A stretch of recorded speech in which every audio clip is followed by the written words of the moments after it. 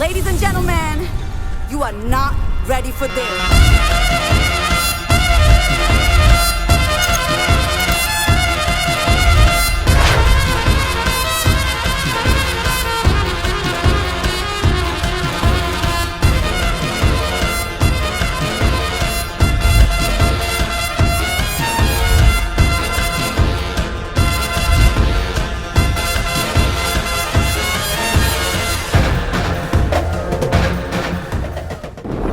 இழைத்த பாரம்பரியம் விவாகா தெய்வீகப்பட்ட collections the Chennai silks. Tamilagam எங்கும் கிளைகள் கொண்ட அண்ணமால் institute of hotel management and hospital management படிப்பில் சேர்வதற்கான அட்மிஷன் நடைபெறுகிறது.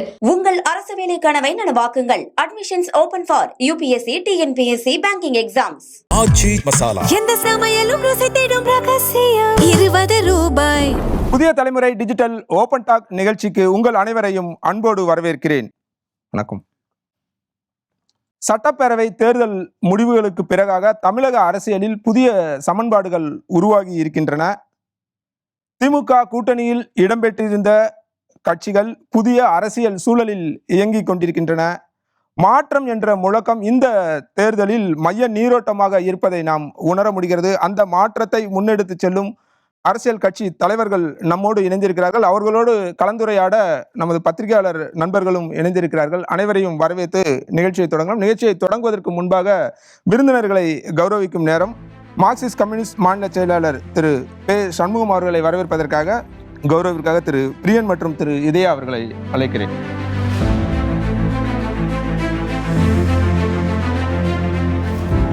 அடுத்ததாக விடுதலை சிறுத்தைகள் கட்சி தலைவர் திரு தொல்காப்பியன் திருமாவளவன் அவர்களை கௌரவிப்பதற்காக திரு சிவபிரியன், திருமிகு லட்சுமி ஆகியோர் அன்போடு அழைக்கிறேன்.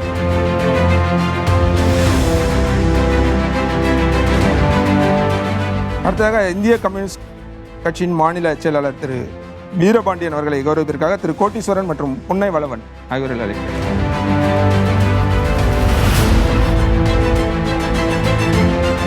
அடுத்ததாக இந்திய யூனியன் முஸ்லீம் லீக் மாநில செயலாளர் அபூபக்கரை கௌரவிப்பதற்காக திரு பொன்வசந்த் மற்றும் பிரபாகர் தமிழரசு ஆகியோரை அன்போடு அழைக்கிறேன்.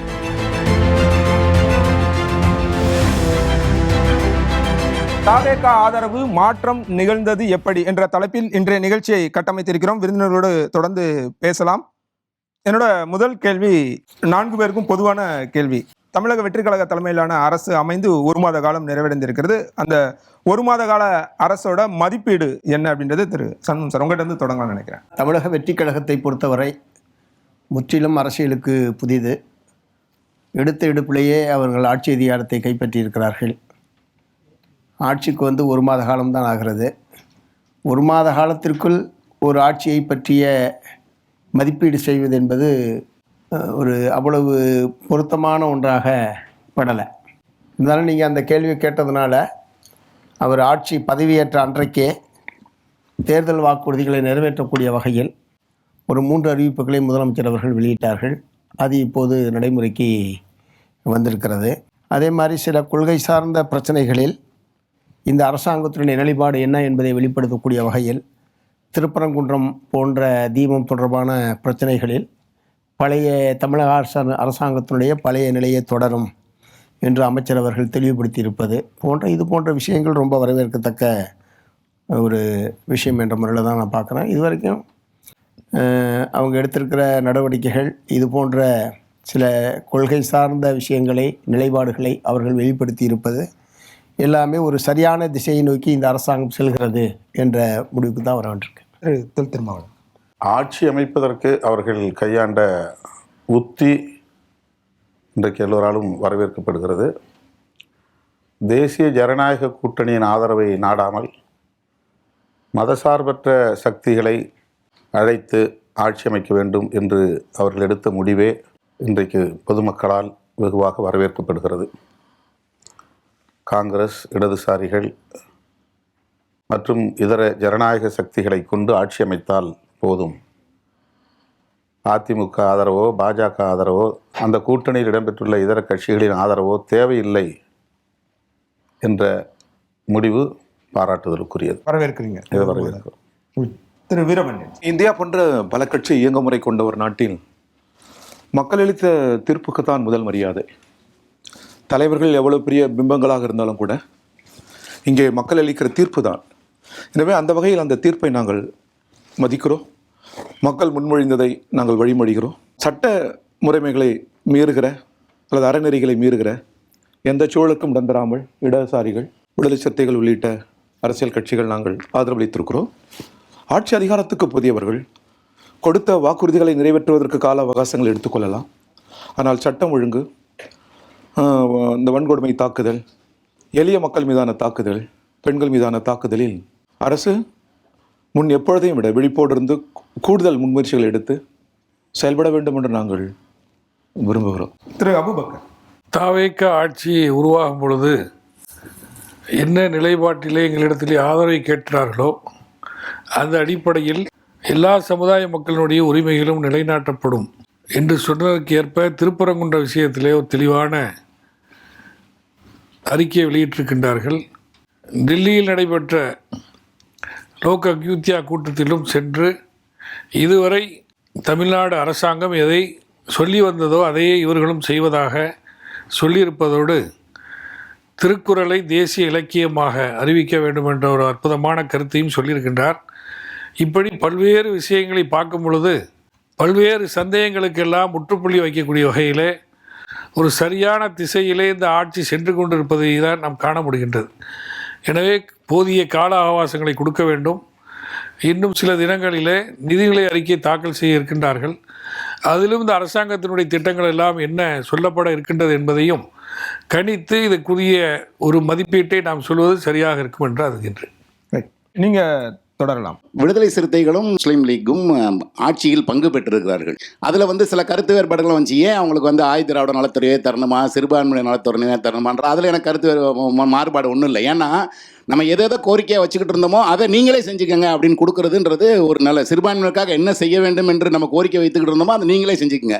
இதுவரை நம்ம ஆதி திராவிட நலத்துறைக்காக என்னென்ன வேணும்னு நம்ம கேட்டுட்டு இருந்தோமோ அதை நீங்களே செஞ்சுக்கங்கன்னு கொடுத்ததை தப்பாக பார்க்கல. 2-3 கொடுத்துருந்தா அப்போ நல்ல துறைகள்னு பேசியிருக்கலான்றதான் என்னோட கருத்து. ஆனால் நம்ம கம்யூனிஸ்டுகள் ஏன் அந்த அதிகாரத்தை எடுக்கவில்லை? ஏன் எப்போதுமே கேட்கும் இடத்திலேயே இருக்க வேண்டும்? ஏன் போராடும் இடத்திலேயே இருக்க வேண்டும்? தொழிலாளர் நலத்துறையை எடுத்திருந்தீங்கன்னா நீங்கள் நினைக்கிறத நீங்களே செஞ்சுருக்க முடியும். ஏன் இன்னும் கேட்கும் நிலையிலேயே இருக்கிறோம்? அதிகாரத்துக்கு வர வேண்டாம்னு ஏன் நினைக்கிறீங்க அப்படின்றது என்னுடைய முதல். ஆட்சியில் பங்கு, அதிகாரத்தில் பங்கு, அதில் பங்கேற்பது என்பதெல்லாம் எங்களுக்கு ஒன்றும் விரோதமானது கிடையாது. நாங்களே 3 மாநில அரசாங்கங்களை நடத்தியவர்கள் தான். ஆனால் மார்க்சிஸ்ட் கம்யூனிஸ்ட் கட்சியை பொறுத்தவரை அமைச்சரவை என்பது ஒரு கூட்டு பொறுப்பு. அமைச்சரவை என்ன முடிவெடுத்தாலும் அதற்கு அனைவரும் தங்களை உட்படுத்திக் கொள்ள வேண்டிய ஒரு கட்டாயம் என்பது இருக்கிறது.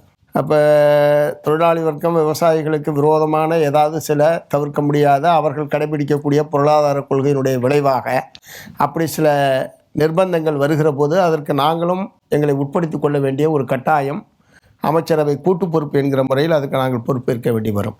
அதிகமான எண்ணிக்கையில் நாங்கள் சட்டமன்ற உறுப்பினர்கள் இருந்து அதிகமான எண்ணிக்கையில் அமைச்சரவையிலும் இருந்தால் அதனுடைய தன்மை என்பது வேறு. 2 சட்டமன்ற உறுப்பினர்கள் ஒரே ஒரு அமைச்சர் என்கிற போது கருத்துக்களை சொல்லலாமே தவிர அதை வெளியிலே சொல்வதற்கு கூட வாய்ப்பு இருக்காது. இல்லை, அதில் தான் அவர் கேட்குறாரு. இப்போ நீங்கள் அமைச்சரவையிலேயோ ஆட்சியிலையோ இடம்பெற்றிருந்தீங்க அப்படின்னா இன்னும் உங்களுக்கு ஒரு கிளாரிட்டி கிடைக்கும். அவங்களோட இன்னும் நீங்கள் தொடர்ச்சியாக உள்ள பேச முடியும். இப்போ ஒரு அலையன்ஸில் இருக்கீங்க, வெளியிலேருந்து ஒரு போராட்ட அறிவிப்பை செய்கிறதுக்கு நீங்கள் அங்கே இருந்தீங்கன்னா அந்த போராட்டத்துக்கான தேவை இருக்காது. கருத்துக்களை அதான் சொல்கிறேன். எல்லா கொள்கைகளிலேயும் கம்யூனிஸ்டுகளோடு உடன்பட்டு தான் போக வேண்டும் என்கிற கட்டாயம் என்பது அவர்களுக்கு கிடையாது. நாங்களும் அப்படி எதிர்பார்க்க முடியாது. இப்போது ஆதரவு கொடுத்திருப்பதற்கான காரணங்கள் பலது இருக்கு. ஆக அந்த முறையில் எங்களுடைய செல்வாக்கு செலுத்த முடியாத ஒரு அமைச்சரவைக்குள் நாங்கள் பங்கேற்பது என்பது எந்த விதத்திலையும் அது உதவியாக இருக்காது என்கிற முறையிலே தான் வெளியிலிருந்து ஆதரவு என்கிற நிலைப்பாட்டுக்கு நாங்கள் வந்திருக்கிறோம். ஒருவேளை நாங்கள் பெரும்பான்மையாக இருந்து ஒரு கூடுதலான எண்ணிக்கையில் இருந்தால் நிச்சயமாக நாங்கள் அதில் பங்கேற்போம். பங்கேற்கவே கூடாது அப்படின்றதுல கம்யூனிஸ்ட் கட்சியினுடைய நிலைப்பாடு. அந்த ஆட்சியில் நீங்கள் திமுகவோட கூட்டணி கட்சியாக இருந்தால் கூட சாம்சங் போன்ற விஷயங்களில் போராட்டம் நடத்தினீங்க நீங்கள். ஆனால் இப்போது மறுபடியும் விவசாயிகள் பிரச்சனையில் நீங்கள் மறுபடியும் அந்த கடன் தள்ளுபடியில் உங்களுக்கு கருத்து வேறுபாடு இருக்குது, அதில் போராட்டம் நடத்தினீங்க. இந்த மாதிரி முடிவுகள் எடுக்கும்போது ஆதரவு தெரிவிக்கிற கட்சிகளோட ஒரு கன்சல்டேஷன் நடக்கணும்னு நீங்கள் எதிர்பார்க்குறீங்களா? இல்லை, எல்லாத்தையும் ஒரு ஆளுங்கட்சி அனைத்தையும் ஆதரிக்கக்கூடிய எல்லா கட்சியிலும் ஒவ்வொரு முறையும் கூப்பிட்டு பேசி அதுக்கப்புறம் தான் அவங்க செயல் பண்ணணும்னா அது நடைமுறையில் சாத்தியமில்லாத விஷயம். நாங்கள் எங்களுடைய விமர்சனங்களை, மாறுபட்ட கருத்துக்களை முன்வைக்கிறோம்.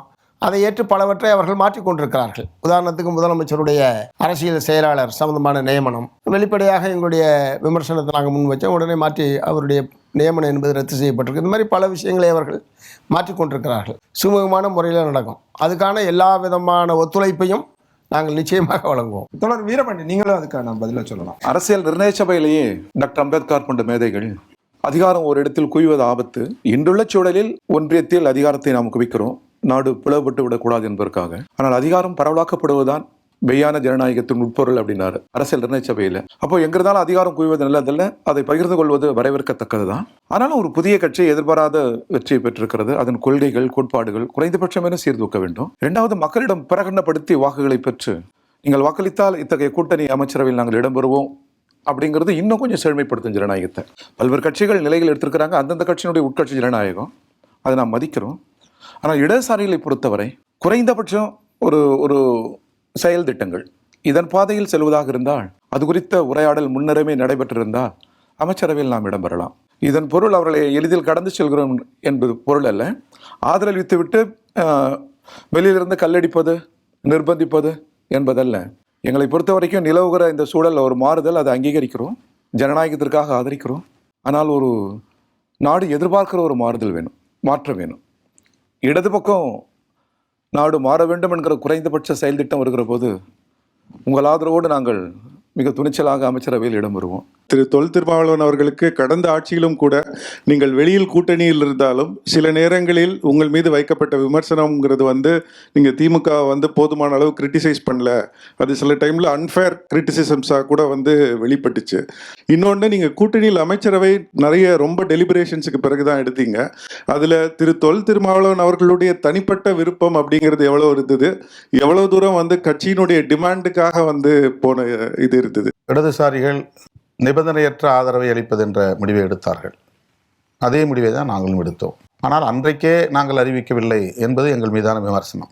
தொடக்கத்திலேயே நான் தோழர்களிடத்தில் பேசுகிற போது, நீங்கள் முடிவெடுத்த பிறகு அதை ஒட்டி எங்கள் இயக்கத் தோழர்களோடு கலந்து பேசி அதன் பின்னர் அறிவிப்போம் என்பதுதான். திரு முன்னாள் முதல்வர் அண்ணன் ஸ்டாலின் அவர்களை சந்திக்க சென்றோம். அவர் நடந்து சொன்னோம். அவர் இந்த ஆதரவு நல்குவதை குறித்து எந்த இடத்துல எங்களுக்கு அப்ஜெக்ஷனே பண்ணலை. எங்கள் கூட்டணியுடைய தலைவர், அதனால் நாங்கள் போனோம். இயல்பாக பேசணும், நம்ம எல்லாம் ஒற்றுமையாக இருந்து செயல் பண்ணுங்கிற கருத்து மட்டும்தான் சொன்னார். அதன் பிறகு இந்த டெவலப்மெண்ட்டுக்கு பிறகு நாங்கள் இந்த முடிவு எடுக்கிறோம். நான் சொன்னேன் முதல்ல, இது மாதிரி இடதுசாரிகள் என்ன முடிவு எடுக்கிறாங்களோ அந்த முடிவு எடுக்கிறதா நான் சொல்லிட்டேன். அது ஒன்றும் பிரச்சனை இல்லை, இப்போ ஆதரவு நல்கிறதா நாங்கள் இருக்கிறோம் அப்படின்னு அன்றைக்கி 8ஆம் தேதி நைட்டு போய் சொன்னோம். தாராளமாக செய்யுங்க, அது ஒன்றும் தப்பு இல்லை. இதுதான் நடந்தது. ஆனால் எங்கள் உயர்நிலைக்குழு கூட்டத்தில் என்ன நடந்தது அப்படிங்கிறதா முக்கியமான விஷயம். அதில் எல்லாம் என்ன சொன்னாங்கன்னா, கம்யூனிஸ்ட் அந்த நிலைப்பாடு எடுக்கலாம், ஆனால் நாம் அப்படி ஒரு நிலைப்பாடு எடுக்கக்கூடாது, நாம் மினிஸ்ட்ரியில் சேரணும் அப்படிங்கிற கருத்தை பெரும்பாலான தோழர்கள் சொன்னாங்க. நான் மட்டும்தான் சொன்னேன், இல்லை இடதுசாரிகள் நிபந்தனையற்ற ஆதரவுங்கிறதுனால அதே நிலைப்பாட்டை எடுக்கணும்னு நான் வலியுறுத்தி சொன்னேன்.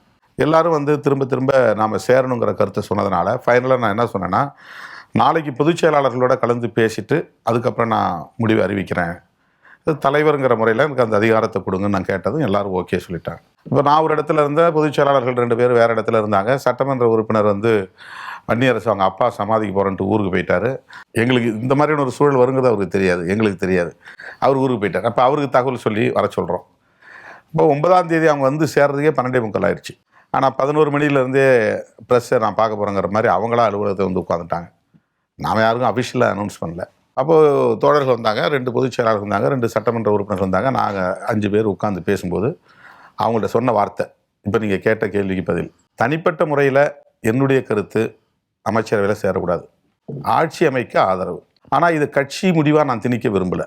கட்சி முடிவுனா உங்கள் கருத்து என்னவோ அந்த கருத்தை நான் கலந்து நம்ம அப்புறம் தான் ஃபைனலைஸ் பண்ண முடியும். அப்படின்னப்ப கட்சி முடிவு அமைச்சரவையில் சேர்றது தான் அப்படின்னு அவங்க எல்லாருமே வலியுறுத்தி சொன்னாங்க. 2 பேரும் பொதுச் செயலாளர்கள் அப்படி சொல்லும்போது நம்ம அமைச்சரவையில் சேர்றதை தவிர்க்க முடியாது. அப்போ நான் தலைவராக இருந்தாலும் கூட கட்சியில் பெரும்பான்மை என்ன விரும்புகிறாங்க அப்படின்னு பார்க்கும்போது ஒரு வாய்ப்பு நமக்கு அமையுது. அதாவது அமைச்சரவையில் இடம்பெறக்கூடிய வாய்ப்பு, இது கற்பனை கூட செய்து பார்க்க முடியாத ஒரு சூழல். தமிழ்நாட்டை பொறுத்தவரையில் இந்தியாவில் தமிழ்நாட்டை தவிர எல்லா மாநிலங்களிலும் தலித்துகளுக்கு பவர் ஷேர் கிடைக்குது, முதலமைச்சர் ஆகிறாங்க, 1க்கு மேற்பட்ட அமைச்சர்கள் அமைச்சரவையில் இடம்பெறுறாங்க, துணை முதலமைச்சர் கிடைக்குது, ஹோம் அஃபேர்ஸ் கிடைக்குது. கர்நாடகாவிலே இது அமையுது. ஆந்திராவில் துணை முதலமைச்சர் எப்போவே கொடுத்துருக்குறாங்க, தெலுங்கானாவில் துணை முதலமைச்சர் கொடுக்குறாங்க.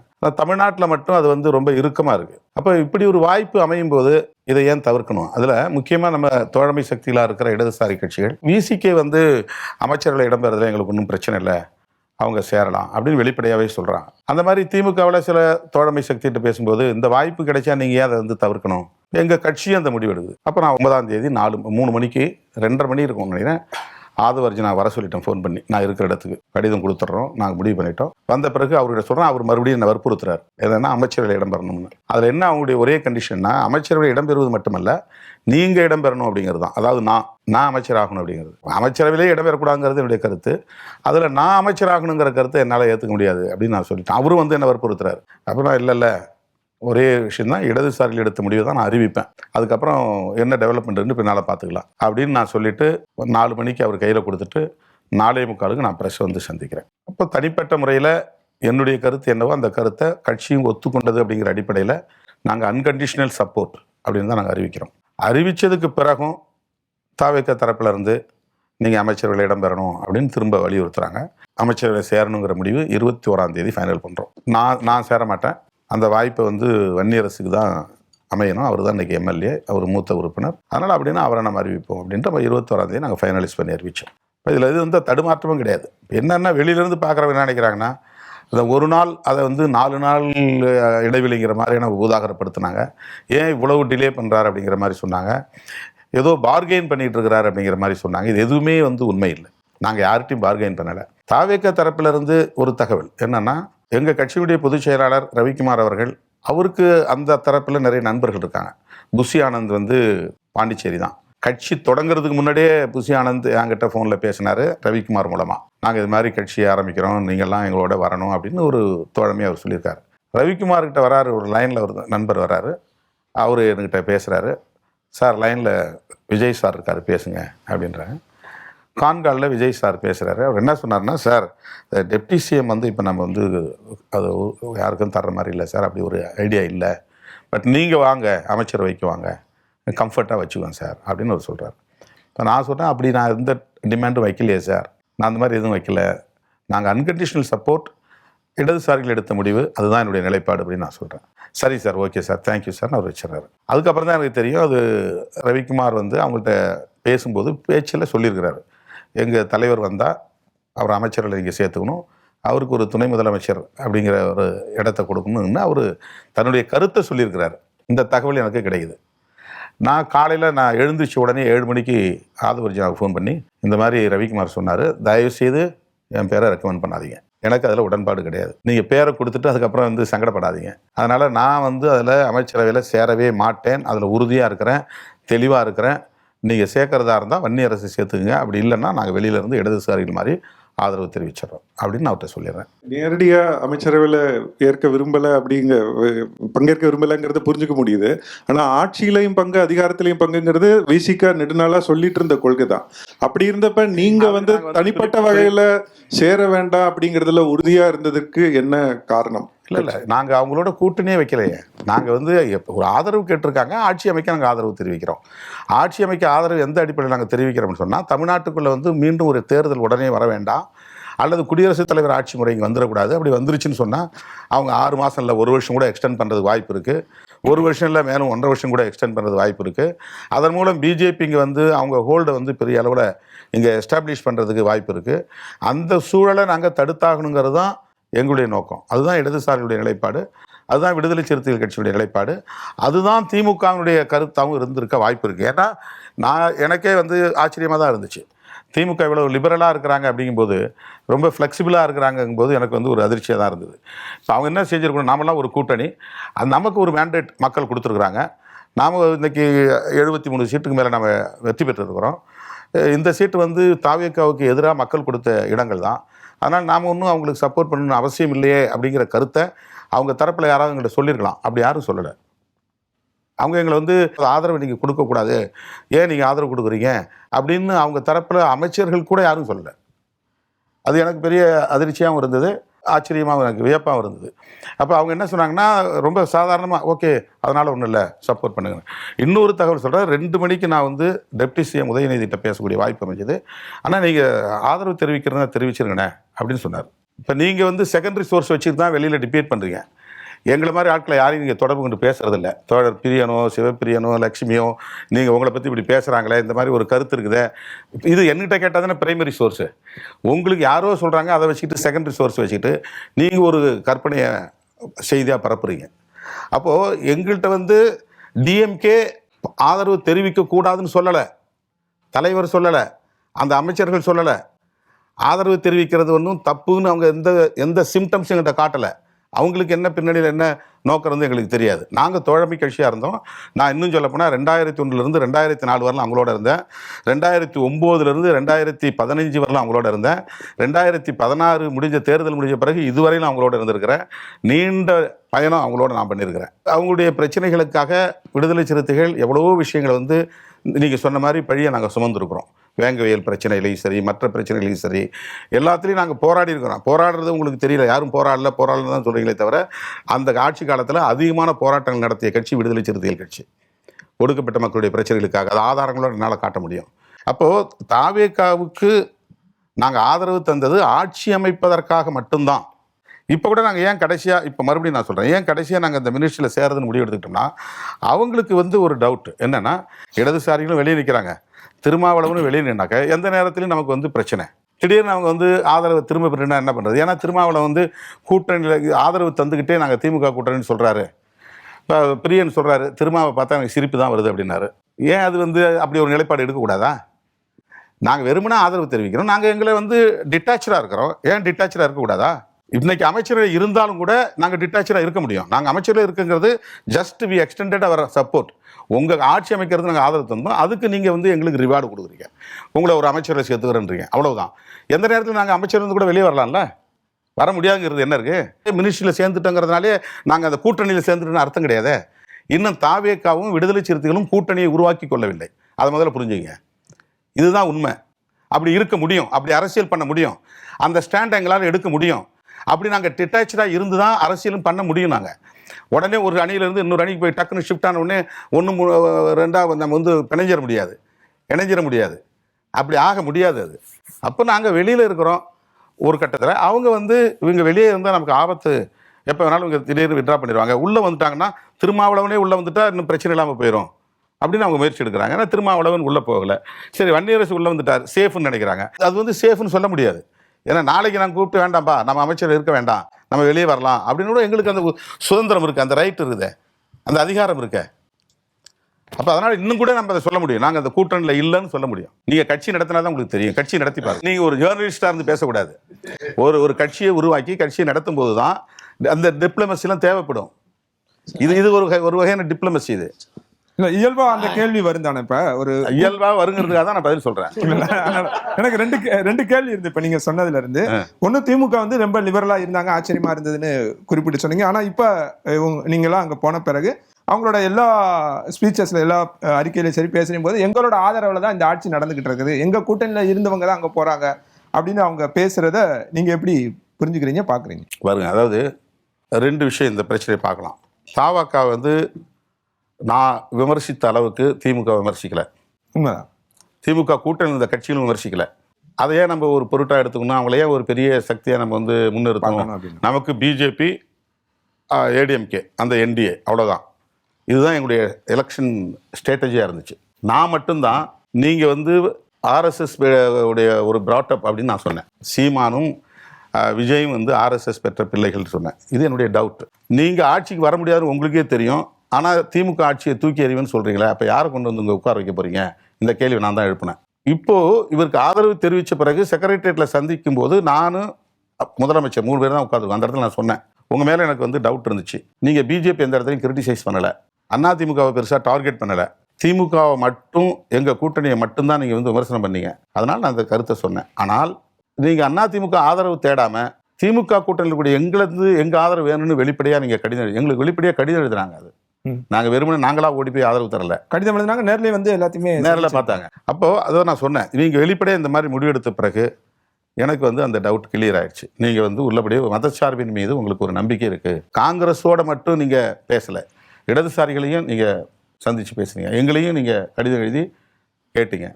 அதனால் எங்களுடைய ஆதரவு தெரிவிச்சிருக்கிறோம். இதில் நீங்கள் உறுதியாக இருக்கணும். நாங்கள் அந்த நம்பிக்கையோடு தான் வந்திருக்கிறோம். இந்த விஷயத்தை நான் சொன்னேன். 2வது இன்னொரு டவுட்டையும் நான் சொன்னேன், திமுக கூட்டணியை பலவீனப்படுத்துறதுங்கிறதுக்காக திமுக கூட்டணி கட்சிகளை எல்லாம் அந்த பக்கம் இழுக்கிறீங்களோ அப்படிங்கிற டவுட் எனக்கு வந்துச்சு. அதை நான் வெளிப்படையே சொன்னேன். இதை நான் பல இடத்துல திமுக காரங்கிட்டையும் நான் சொல்லியிருக்கிறேன். ஏன் எங்களை மட்டும் நம்ம இந்த கட்சிகளுக்கு மட்டும் கூப்பிடுறாங்க? ஒருவேளை தேர்தலுக்கு முன்னால் திமுக கூட்டணியை உடைக்க முடியல, இப்போ தேர்தலுக்கு பின்னாலேயாவது திமுக கூட்டணியை உடைக்கணுங்கிறது அவங்களுடைய நோக்கமாக இருக்குமோ?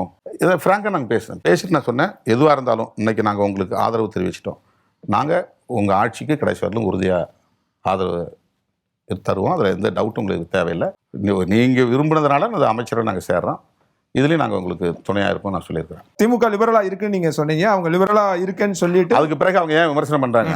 அது விமர்சனம் வரத்தான் செய்யும். இதில் நான் கருத்து சொல்கிறதுக்கு ஒன்றும் பண்ண முடியாது.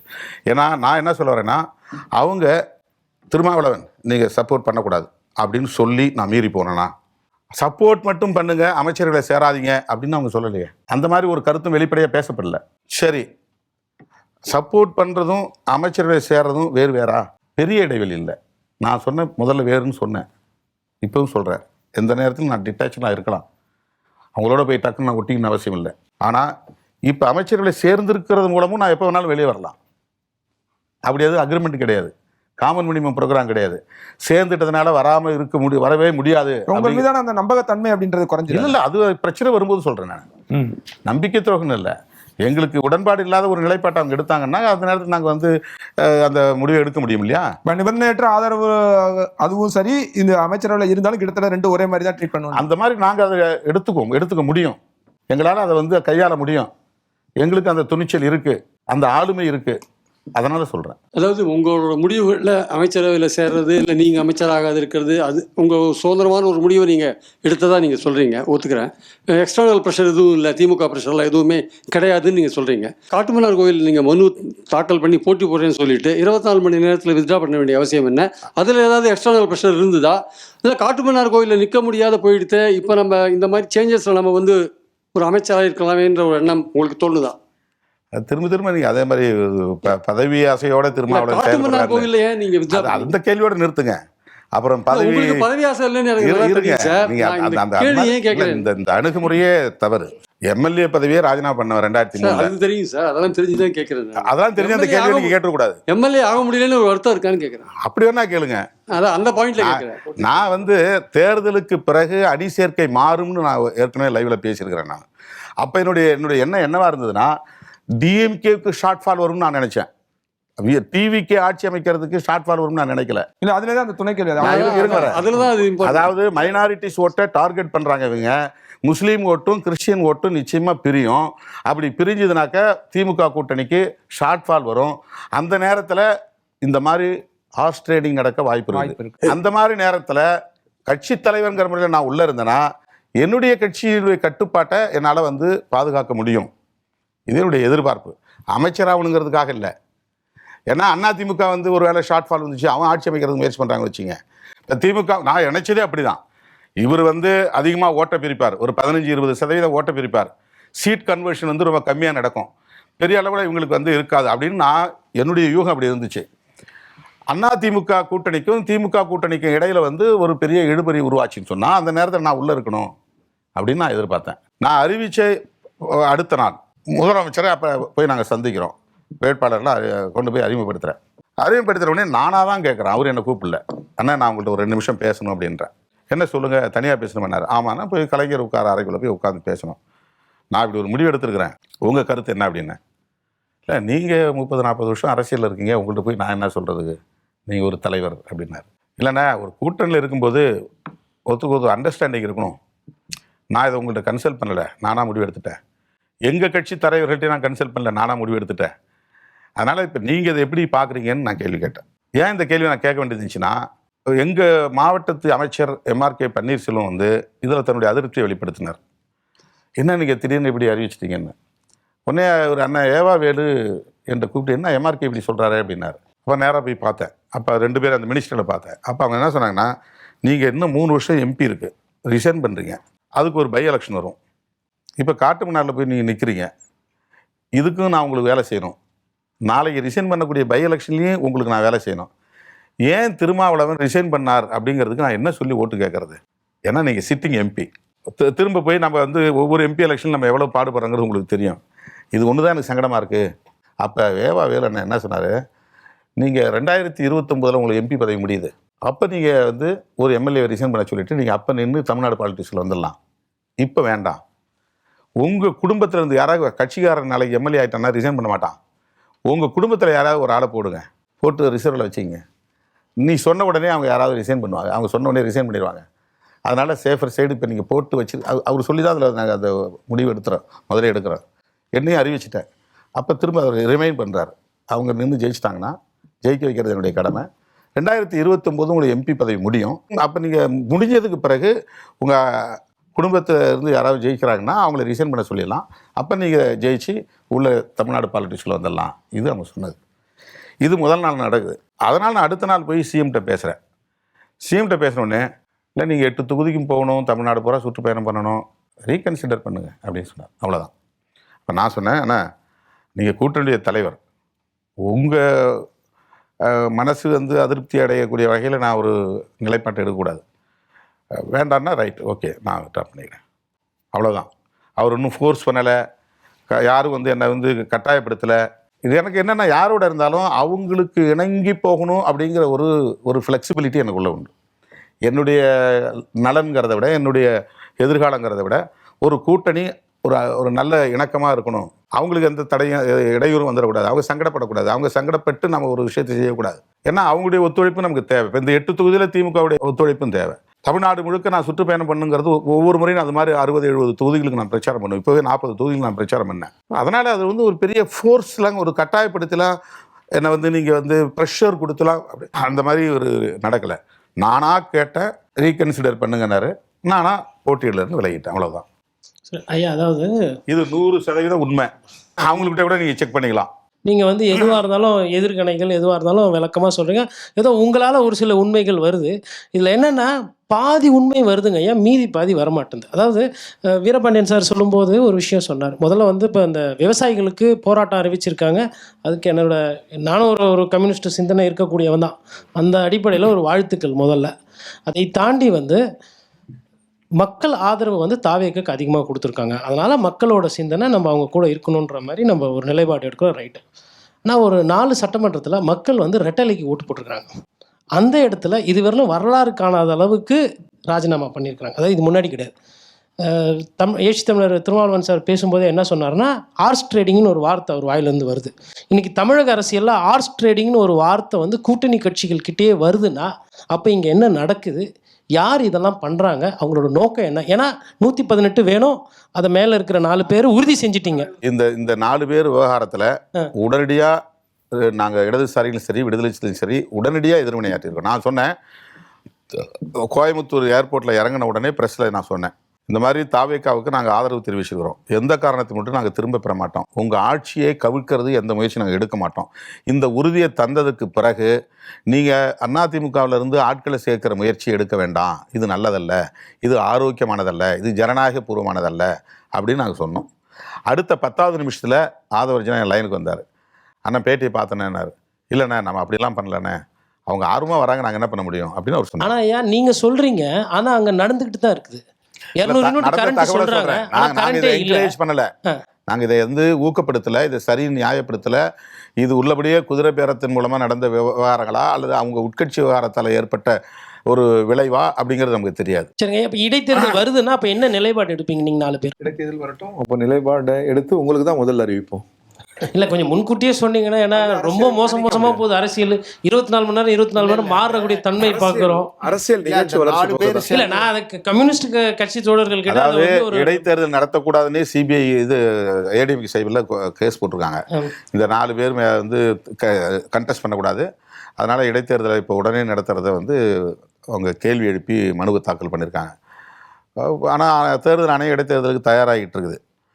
அந்த 4 பேர் மறுபடியும் போட்டியிடக்கூடாதுங்கிற ஒரு கோரிக்கையும் அவங்க வச்சுருக்கிறாங்க. தேர்தல் ஆணையம் அறிவிக்கிட்டும் பேசலாம். எங்களை பொறுத்த வரைக்கும் நாங்கள் அவசர கோலத்தில் இந்த முடிவு எடுக்கல. 4ஆம் தேதி முடிவு வருது, 9ஆம் தேதி வரைக்கும் வெயிட் பண்ணோம். அதுக்கிடையில் 3 முறை முன்னாள் முதலமைச்சர் அவர்களை சந்தித்து நாங்கள் பேசியிருக்கோம். பேசி எல்லா நிலையிலையும் எப்படி ஒரு முடிவு எடுக்கலாங்கிற கருத்தை நம்ம அவங்ககிட்ட கேட்டோம். அப்போ இப்போ உள்ள அந்த ரிசல்ட்டை பொறுத்த வரைக்கும் இப்போ அதிகப்படியான எண்ணிக்கையில் தாவேக்கா ஜெயிச்சிருக்கிறதுனால அவங்க ஆட்சி செய்வதாக முறையாக இருக்குங்கிறத எல்லாருமே சொன்னாங்க. வேறு செகண்ட் ஆப்ஷனே கிடையாது. திமுக ஆட்சி அமைக்கிறதுக்கோ மற்ற கட்சிகள் ஆட்சி அமைக்கிறதோ நடைமுறை சாத்தியம் இல்லாத ஒரு சூழ்நிலையில் தான் 9ஆம் தேதி மாலை 4 மணிக்கு தான் நாங்கள் ஒரு முடிவு எடுத்தோம். எடுத்து தான் அவங்க ஆளுநர்கிட்ட போய் எங்களுடைய கடிதத்தை கொடுத்த பிறகு தான் அவர் கூப்பிட்டார். இது நம்ம வெளியிலிருந்து சப்போர்ட் ஃப்ரம் அவுட் சைட், வெளியிலிருந்து ஆதரவுங்கிற நிலையில தான் இருந்தோம். அதன் பிறகு எவ்வளோ அவங்க அமைச்சரவை பதவி ஏற்றுட்டாங்க, எல்லாமே முடிஞ்சு இதுக்கிடையில் பல்வேறு நிலைகளில் நீங்கள் ஏன் ஆட்சியில் பங்கேற்கக்கூடாது, ஆட்சியில் பல இடங்களில் நீங்கள் இருந்துருக்கிறீங்களே, கேரளாவில் தொடர்ந்து யூடிஎஃப்பில் இருக்கிறீங்க, மேற்கு வங்கத்தில் இருந்துருக்கிறீங்க, மற்ற இடங்களில் இருந்துருக்கிறீங்களே, இருந்து பல்வேறு காரியங்களை செய்யலாமே அப்படிங்கிறது எங்கள் சமுதாயத்தில் எல்லா தரப்பு மக்களும் சொன்ன விஷயம். அதே மாதிரி மற்ற சமுதாய மக்களும் சொல்லக்கூடிய ஒரு காரியம். ஒரு மைனாரிட்டி ஒருவர் சீஃப் மினிஸ்டர் ஆகக்கூடிய ஒரு வாய்ப்பு கிடைக்கிச்சு நம்ம தமிழ்நாட்டை பொறுத்த வரைக்கும். இப்போ அண்ணன் சொன்ன மாதிரி தலித் சமுதாயத்தை சேர்ந்தவர்கள் இப்போ முதலமைச்சர் ஆகக்கூடியது அரிதாக இருக்கக்கூடியது மாதிரி மைனாரிட்டி சீஃப் மினிஸ்டர் ஆகக்கூடிய ஒரு வாய்ப்பு கிடைக்கிது. கேரளாவில் நாங்கள் எங்கள் கட்சியை சேர்ந்த சிஹெச் முகமது கோயா முதலமைச்சராக இருந்திருக்கார். அந்த மாதிரி ஒரு நிலை வரும்போது அதை நீங்கள் என்கரேஜ் பண்ணணும், அதை நம்ம வந்துக்கிட்டு தட்டி கழிக்கக்கூடாது அப்படிங்கிற ஒரு கருத்தும் சொல்லப்பட்டது. அதன் அடிப்படையில் தான் அதன் பிறகு கடைசி அவங்க பதவி ஏற்றுட்டாங்க. 33 பேர் பதவி ஏற்றுட்டாங்க. 2 இடங்கள் மட்டும் விடுபட்ட நிலையில் தான் நாங்கள் எங்களுடைய உயர்மட்ட குழு கூட்டத்தை கூட்டி இந்த ஆட்சியில் பங்கேற்பது என்ற ஒரு முடிவு எடுத்தோம். அதனால் இது அவசர கோலத்தில் எடுக்கப்பட்டதோ வேறு இந்த மாதிரி காரணங்கள் இப்போ விமர்சிக்கிறாங்களோ இல்லையா, எந்த கண்டிஷனும் கிடையாது, எந்த நிர்பந்தமும் கிடையாது. அவங்க வாலண்டரியாக கேட்டாங்க. அவங்க அமைச்சராக இருக்கக்கூடிய ஆதவ் அர்ஜுனே ஓப்பனாக ஸ்டேட்மெண்ட் கொடுத்தாரு. எல்லாம் அவங்க வாலண்டியராக கேட்குறாங்க. ஆனால் அதிமுகவில் வண்டி அவங்களா வாலண்டியராக வராங்க, அங்கே கேட்கல. இப்போ இங்கே வந்து 4 கட்சிக்கும் மதிப்பு மரியாதை கொடுத்து லெட்டர் கொடுக்குறாங்க எல்லாம். ஆனால் அதிமுக உள்கட்சி பிரச்சனை, அதிமுகவில் உள்கட்சி பிரச்சனை. அம்மையார் ஜெயலலிதா அவர்கள் மறைந்த பிறகு அந்த பிரச்சனை ஆரம்பிச்சிட்டு, நான் அப்போ சட்டமன்ற உறுப்பினராக இருந்தேன். கூவத்தூர் கலாட்டா நடந்துச்சு, எடப்பாடியார் முதலமைச்சர் ஆனார், சசிகலா அம்மையார் சிறைச்சாலைக்கு அந்த ஆரம்பிச்ச குழப்பம் தான். என்ன கேட்குறேன்னா, இப்போ அந்த 3 பேர் 4 பேர் இப்போதான் தேர்ந்தெடுக்கப்பட்டவங்க திருப்பி ராஜினாமா பண்ணிட்டு திருப்பி நின்னாங்கன்னா ஐயோஎம்எல் அவங்களுக்கு நிலைப்பாடு எதுனா இருக்குமா? அது என்ன அவங்க கட்சி அந்த தலைமை அந்த கட்சியின் மேல நம்பிக்கை தாவேக்காவோட கூட்டணி இருக்கிற காரணத்தால இது வந்துகிட்டு இப்ப நடக்கல. இல்ல இவரோட 1996 மெஜாரிட்டி இல்லாத ஒரு அரசாங்கத்தை தான் கலைஞர் வந்துகிட்டு ஆட்சி அமைச்சார். ஐயா நான் கேக்குறது, இப்ப இந்த 4 எம்எல்ஏக்கள் நின்னாங்கன்னா ஐயூஎம்எல் அந்த 4 எம்எல்ஏ திருப்பி நிக்கலாமா தாவேக்கால, இல்ல வேற அவங்கள முடிவு பண்ணணும். அவங்க என்ன முடிவு பண்றாங்க அதுக்கு நீங்க ஏத்துக்குவீங்களா? அந்த முடிவை ஏத்துக்குவீங்களா? தாவேக்கா எடுக்கிற முடிவு நீங்க ஏத்துக்குவீங்களா? திரு அபூபக்கர், உங்களுக்கு மட்டும் இல்ல 4 பேருக்கும் காமனாவே அவர் கேட்கறதோட கேள்வியோட சாரம் என்னன்னா, இங்க குதிரை பேரம் அரசியல் நடக்குதுன்றீங்க, நீங்க எதிர்ப்பும் தெரிவிச்சிருக்கீங்க. உங்க எல்லாருமே அந்த நிலைப்பாடு வந்து அதை விரும்பல, இப்படியான ஒரு அரசியல் இங்க நடக்கக்கூடாது அப்படின்றத எல்லாருடைய நிலைப்பாடும். அப்படி இருக்க சூழல்ல இப்ப இடைத்தேர்தல் வரும்போது உங்களுடைய நிலைப்பாடு என்னவா இருக்கும்? நீங்க கூட்டணியில இருக்கிறதுனால அவங்க வெளியில இருந்தோ அமைச்சரவையில இருந்தோ நம்ம ஆதரவு தெரிவிக்கிறோம். அந்த 4 பேர் தான் நிப்பாட்ட போறாங்க, எப்படி உங்களுக்கு தெரியும்? அந்த 4 பேர் இல்ல, பொதுவா இந்த இடைத்தேர்தல் அந்த 4 பேர் தான் நிக்க போறாங்க, எப்படி நாமே யூகம் பண்ணிக்க முடியுமா? யூகத்தை நாம 6 மாசம் முன்னாடி யூகம் பண்ண கூடாது. ஒரு ஸ்திரத்தன்மையோட இருக்கிறதுக்கு எது நல்லதோ அந்த முடிவை நாங்க எடுப்போம். சரி, ஓகே. ஒரு 20 நாளைக்குள் ராஜினாமா பண்ணதை யாரும் ஏத்துக்கல. சரி, மக்கள் அது அதிமுகவினுடைய வேட்பாளர்கள் என்கிற தான் அவங்களுக்கு வாக்களித்து வெற்றி பெற செய்திருக்கிறார்கள். தேர்தல் முடிஞ்ச ஒரு 20 நாளைக்குள்ள ராஜினாமா என்பதெல்லாம் இதுவரைக்கும் கேள்விப்படாத ஒரு விஷயம். அது வாக்களித்த மக்களை மதிக்காமல் இவர்கள் இந்த மாதிரியான ஒரு முடிவு எடுத்தது என்பது ரொம்ப ரொம்ப தவறானது. நாங்கள் எல்லாருமே அதை வந்து கண்டிச்சிருக்கோம், அது சரியில்லை என்பதை. இவர் தோழர் சொன்ன மாதிரி கேளுங்க, தோழர் சொன்ன மாதிரி ஆதவ் அர்ஜுனா வந்து அவங்களா விரும்பி ராஜினாமா பண்ணி வந்திருக்காங்கன்னாரு. நான் கேட்டேன், விரும்பி வந்திருக்காங்க, நீங்க ஏன் சேர்த்துக்கிறீங்க? ராஜினாமா பண்றதுக்கு அவங்களுக்கு ரைட் இருக்கு, எடுத்த முடிவு சரியோ தப்போ அது வேறு விஷயம். ஆனால் நீங்க ஏன் தாவேக்காவில் நீங்க ஏன் சேர்த்துக்கிறீங்க? அது வந்து நீங்க எடுக்கிற முடிவு தானே. அப்போ நீங்க அந்த மாதிரியான முடிவுகளை வந்து ஊக்கப்படுத்துற மாதிரி இருக்கு, இது சரியில்லை என்பது சொன்ன பிறகுதான் அது நாளோட நின்றுது. ரெண்டாவது, இடைத்தேர்தலில் நாங்கள் சுயேட்சையாக முடிவு எடுக்கிறதுக்கான எல்லா வாய்ப்பும் இருக்குது. அவங்களே தான் நிற்பாங்கன்றதுக்கு எந்த இதுவும் இப்போ நம்ம ஒரு முடிவுக்கு வர முடியாது. தேர்தல் அறிவிக்கிட்டால் அப்போ பார்ப்போம். கோட்டீஸ்வரன் சொல்கிறதுல ஒரு ஆழமான அரசியல் அடைத்திருக்கு. இது வந்து ஜனநாயக விழுமைகளை சிதைக்கும். தமிழ் மண்ணில் இது வளர்ந்து விடக்கூடாது. எனவே தான் உடனே நாங்கள் ஓப்பன் ஸ்டேட்மெண்ட் அதை நாங்கள் விட்டோம். பொது அரங்கில் நாங்கள் அதை பேசுகிறோம்.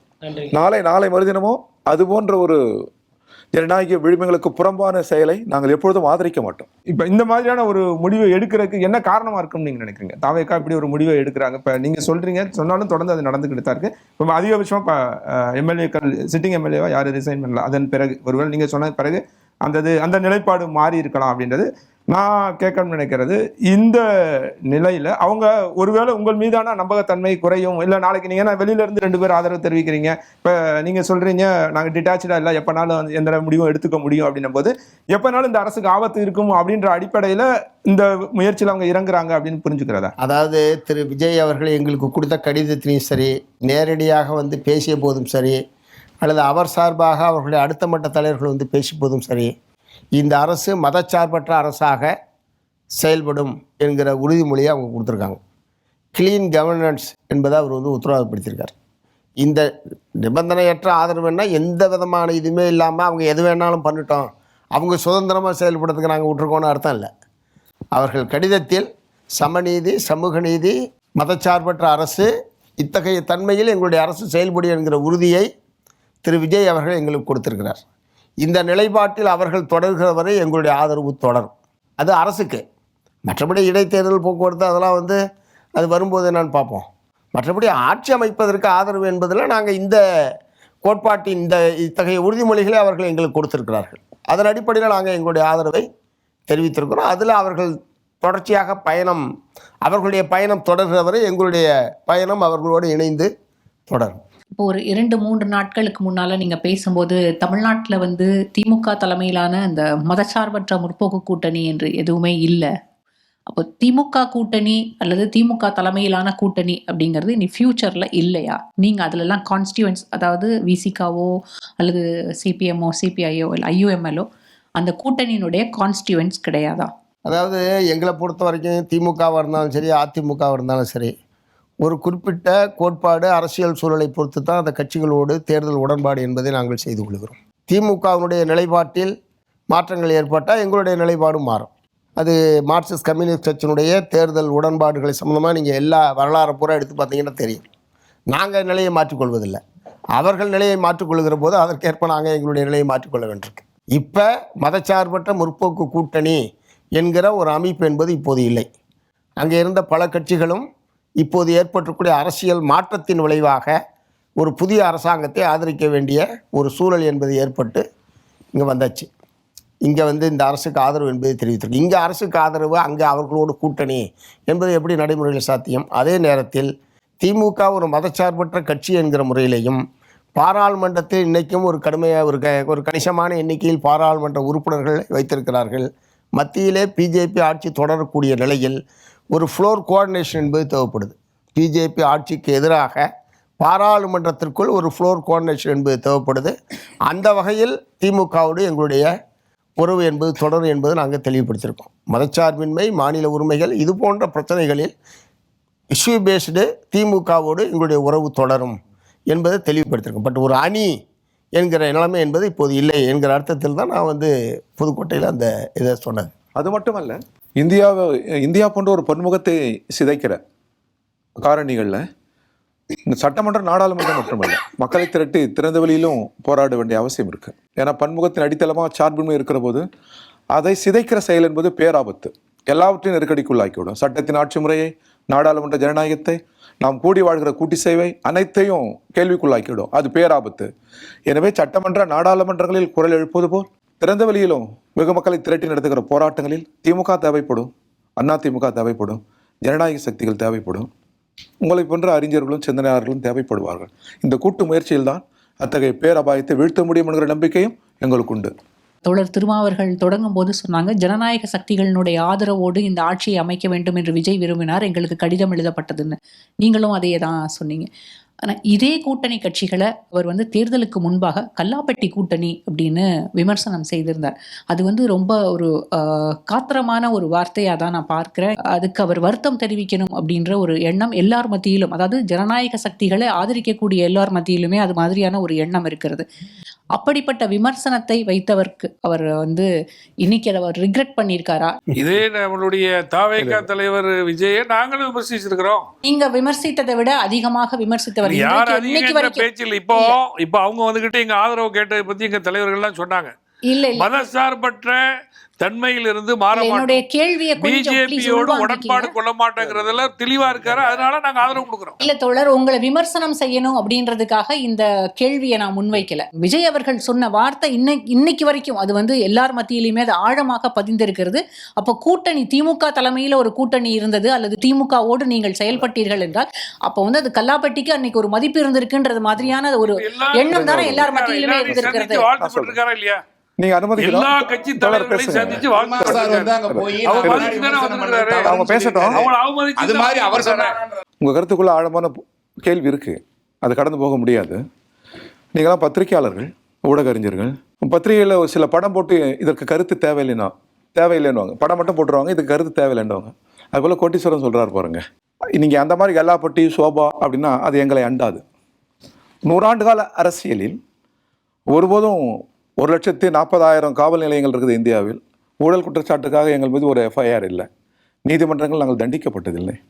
எனவே இந்த சொல்லே நாங்கள் செவிமடுத்ததில்லை. எனவே அவங்க பேசினாலும் அது எங்களை நெருங்காது. ஒரு சின்ன உதாரணத்துக்கு அனுமதிக்கணும்.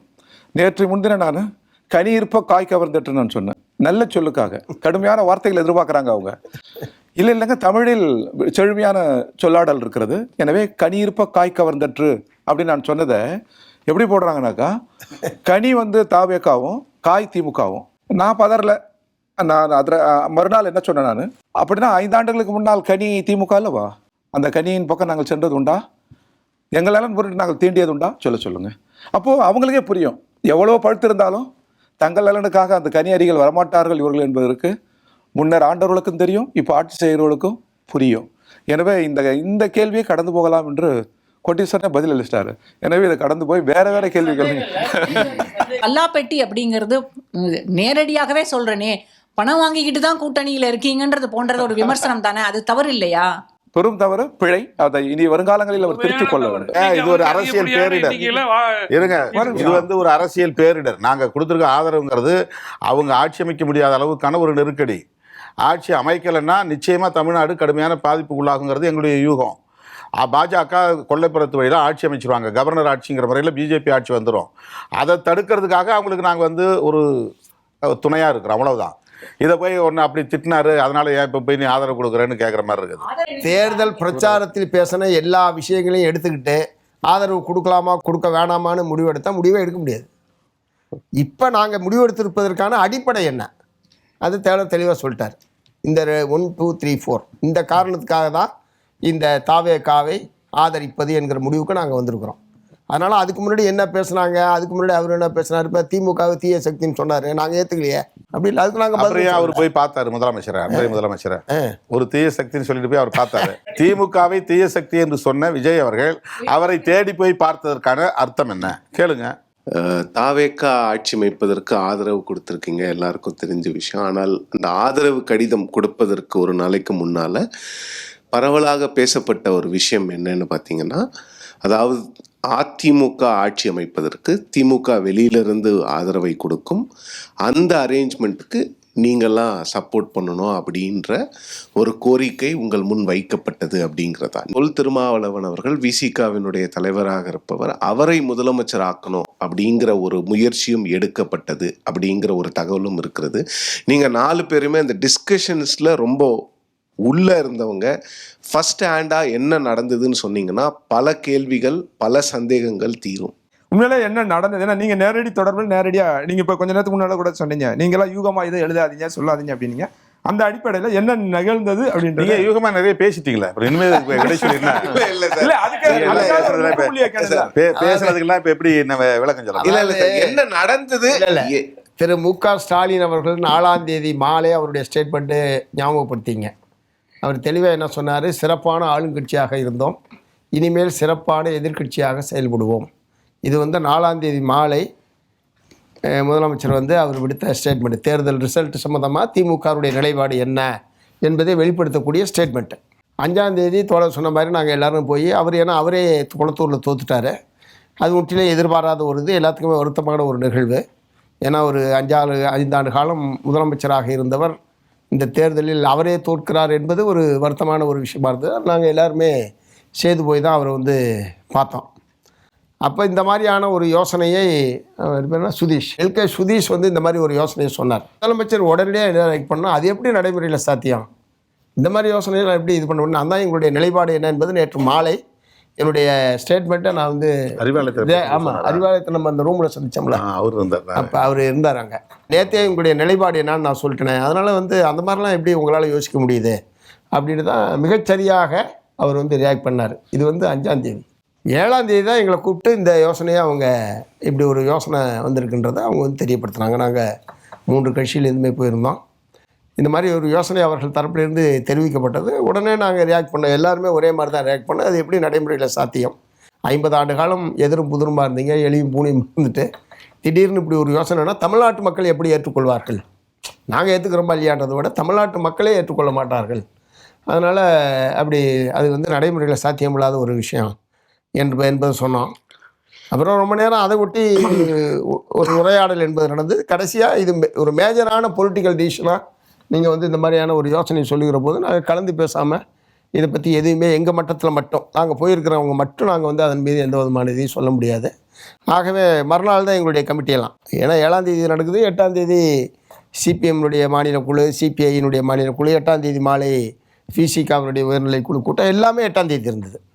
அதனால் அதில் பேசிட்டு தான் சொல்ல முடியும் அப்படின்றத நாங்கள் எல்லாருமே சொன்னோம். அப்போ முதலமைச்சர் சொன்னது, எந்த முடிவாக இருந்தாலும் நாம் எல்லோரும் சேர்ந்து பயணிப்போம். அவர் அது சொன்னார். கடைசியாக நாங்கள் எந்திக்கும் போது அதான் சொன்னார், நாம் எல்லோரும் சேர்ந்து இருக்கணும்ண்ணா, நீங்கள் எந்த முடிவு வேணாலும் எடுங்க, நம்ம எல்லோரும் சேர்ந்து இருக்கணும்.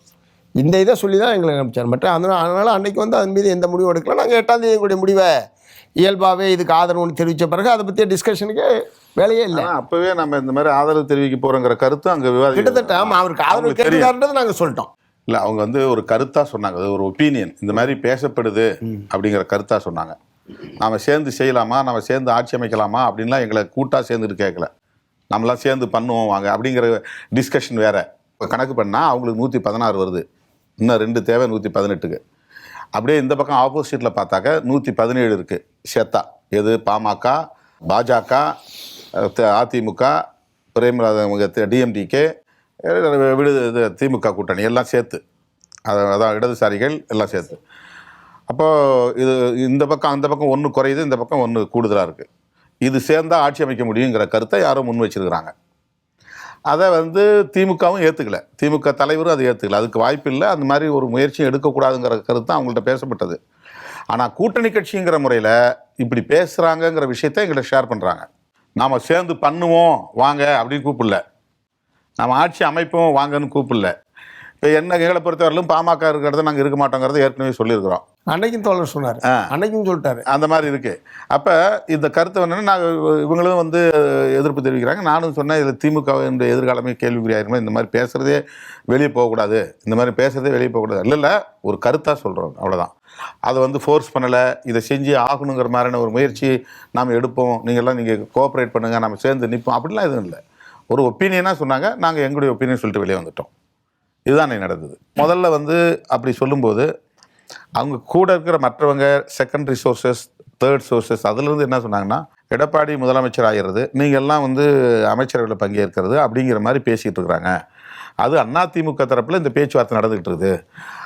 அதில் 2 கருத்து வந்து 2ஆக உடைஞ்சிட்டாங்க. ஒரு பக்கம் வந்து சிவி சண்முகம் வீட்டில் கூட்டம் நடக்குது, இன்னொரு பக்கம் எடப்பாடியார் வீட்டில் கூட்டம் நடந்துகிட்டு இருக்குது. இப்படிலாம் போயிட்டுருக்கு. அப்படிங்கும்போது எடப்பாடி முதலமைச்சருங்கிற செய்தி எங்களுக்கு முதல்ல வருது. இதுதான் வந்து வருது. 8ஆம் தேதி நைட்டுக்கு மேலே வந்து இந்த டெவலப்மெண்ட் வருது, என்னுடைய காதுக்கு வருது. என்ன வருதுன்னா, இல்லை இப்போ வந்து வேறு மாதிரி பேச்சு போயிட்டுருது, ஏன் ஒரு காமன் கேண்டிடேட் போடக்கூடாது, அப்படி காமன் கேண்டிடேட்னாக்கா யாரை போடலான்னா திருமாவை போடலாமா அப்படின்னு ஒரு பேச்சு போயிட்டுருது. அப்போ நான் இதை வந்து ரூமர் அல்லது ஃபன்னியாக எடுத்துக்கிறது அப்படிங்கிற மாதிரி தான் அதை நான் பார்த்தேன். நான் சிரித்தேன். அதுக்கு இந்த மாதிரிலாம் நடக்காது, வாய்ப்பு இல்லை. தலைவர்களாக இருக்கிறவங்கள்ட்ட இருக்கிற மெச்சூரிட்டி அடுத்த நிலையில் இருக்கிறவங்கள்ட்ட இருக்காது. எம்எல்ஏக்கள் யாரும் ஒத்துக்க மாட்டாங்க. இந்த மாதிரி ஒரு பேச்சே வந்து தப்பானதாக தான் போய் முடியும். தமிழ்நாட்டு அரசியல் அது நடக்காதுன்னு சொல்லிட்டு நாங்கள் வந்துடுறோம், அவ்வளோதான். இது வந்து அதிகாரபூர்வமான தகவல் இல்லை, காசிப்புன்னு நான் சொன்னதுக்கு அதுதான் காரணம். ஏன்னா உங்களை முதலமைச்சராக்க போகிறோம், அந்த இடதுசாரிகிட்ட நாங்கள் பேசிட்டோம், ஏன்னா இடதுசாரி ஒத்துழைப்பு இருந்தால் தான் அது நடக்கும். அப்படி யார்ட்டும் இவங்கள்ட்ட அவங்க யாரும் திருமாவளவனை முதலமைச்சராக போகிறோம் நீங்கள் இருங்கன்னு சொல்லலை. நாங்கள் ஐயுஎம்எல்கிட்ட பேசிட்டோம், நீங்கள் இருங்க திருமாவளவனை முதலமைச்சராக போகிறோம் அப்படின்னு எதுவும் அதிகாரப்பூர்வமான பேச்சுவார்த்தை நடக்கலை. பாமகவிட்ட பேசிட்டோம் அப்படின்னு யாரும் எங்கள்கிட்ட சொல்லலை. பிஜேபி சேர்ந்தாதான் அந்த 117 வரும், இல்லைன்னா வராது. அப்போது அங்கே பாசிபிலிட்டிஸ் ரொம்ப ரொம்ப கம்மி, ப்ராபபிலிட்டிஸ்ங்கிறது ரொம்ப ரொம்ப கம்மி. அப்போ இதை வந்து ஃபன்னியாக தான் நம்ம எடுத்துக்க முடியும்.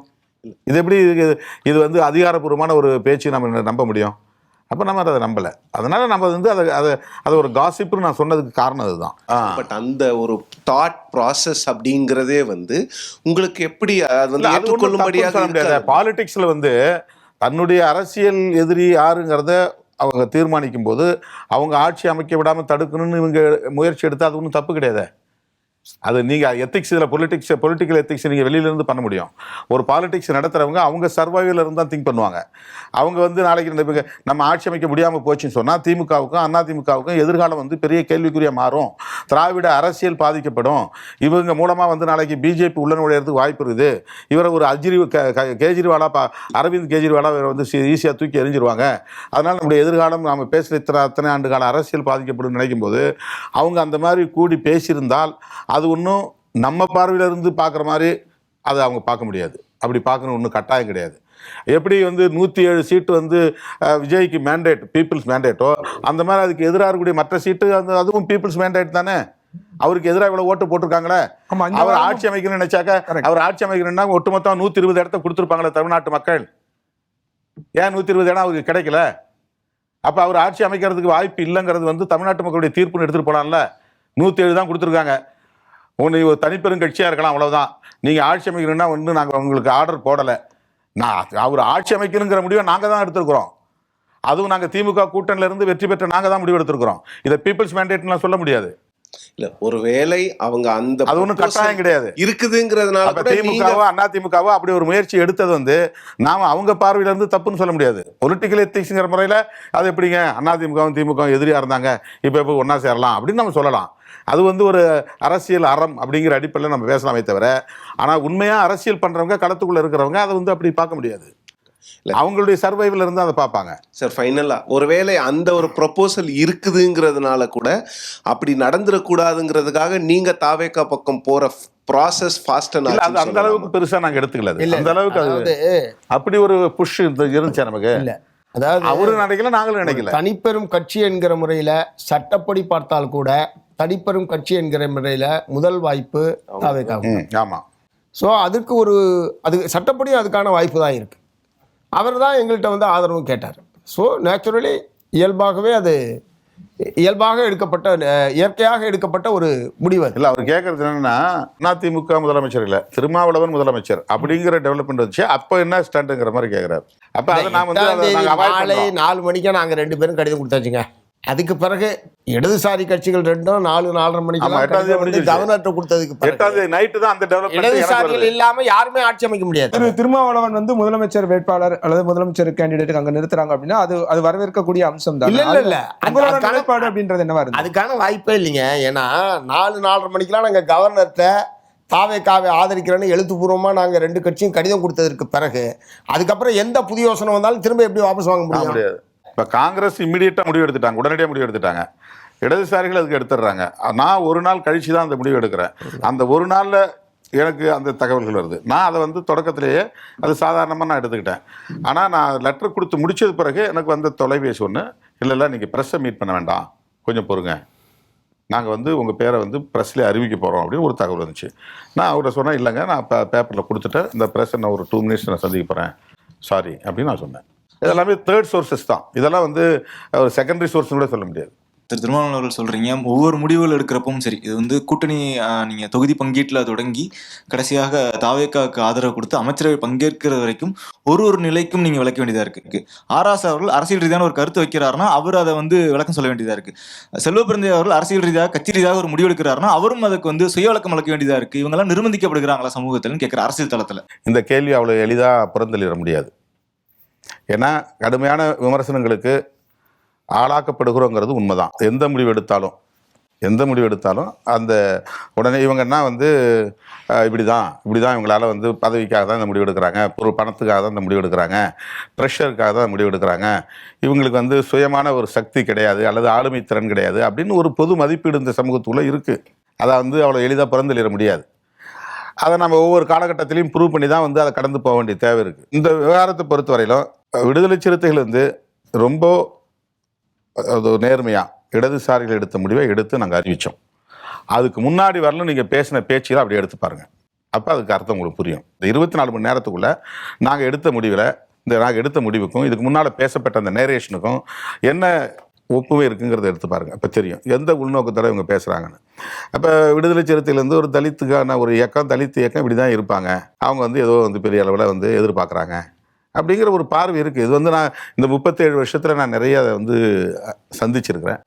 இலகுவாக வந்து டார்கெட் பண்ணுறாங்க. இப்போ காங்கிரஸ் உடனடியாக முடிவு எடுத்துச்சு. அந்த முடிவை யாரும் இங்கே பெருசாக விவாதிக்கவே இல்லை.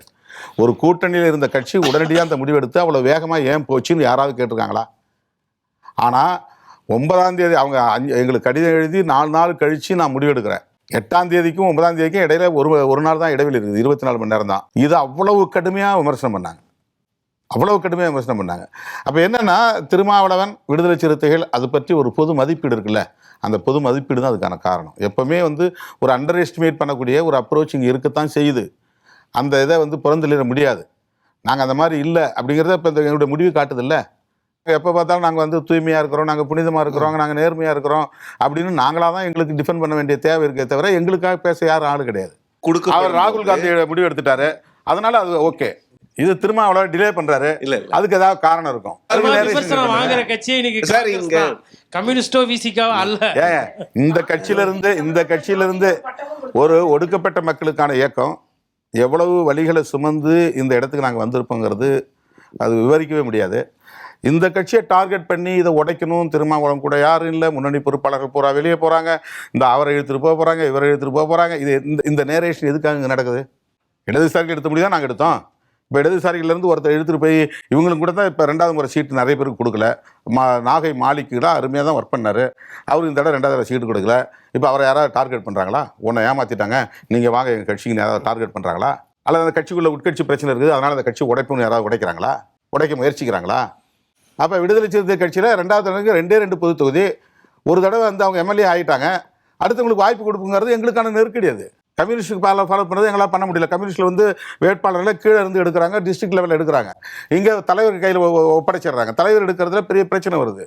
ஒரு தொகுதிக்கு 10 பேர் போட்டி போடுறான், 10 பேரில் நான் ஒருத்தருக்கு எடுத்தால் 9 பேர் எதிராக மாறுறான். அப்போ அந்த பிரச்சனை எனக்கு இருக்குல்ல. இது வந்து சாதாரண மக்கள் தானே, அதிகாரத்தை நுகராத ஒரு சமூகம் தானே. அப்போ அதிகாரத்துக்கு ஆசைப்படும் போது மொத்தமே 8 தொகுதி, 8ல் 2 தொகுதி பொது தொகுதி, 2 தொகுதியில் இப்போ ஜெயிச்சவங்களுக்கு மறுபடியும் கொடுக்கணுங்கும் போது எனக்கு நெருக்கடி வருதுல. இன்னும் 5 வருஷம் அவன் வெயிட் பண்ணும்ல. இந்த 5 வருஷத்துக்கு அவங்க உயிரோடு இருப்பானான்னு கூட சொல்ல முடியாதுல்ல. காலத்தில் எவ்வளோ மாற்றங்கள் நிகழ்தில்ல, அரசியல் மாற்றங்கள் நிகழ்தில்ல. அப்போ இன்னும் 5 வருஷம் நான் வெயிட் பண்ணுமான்னு ஒருத்தன் கேள்வி கேட்குறான். அப்போ அவனுக்கு சரி, ஜெயிச்சவருக்கு இந்த தடவை வேண்டாம், இன்னொரு ஆளுக்கு கொடுப்போம்னு கொடுக்குறோம். இதை காரணம் காட்டி அந்த கட்சியை உடைக்கணும்னு முயற்சி பண்ணா இப்படி. தேர்தலுக்கு முன்பாக தாவேக்காவின் தலைவர் விஜய் அவர்கள் நோக்கி மக்கள் பெருந்திரளாக வந்தாங்க, ஒவ்வொரு பொதுக்கூட்டத்துக்கும் வந்தாங்க.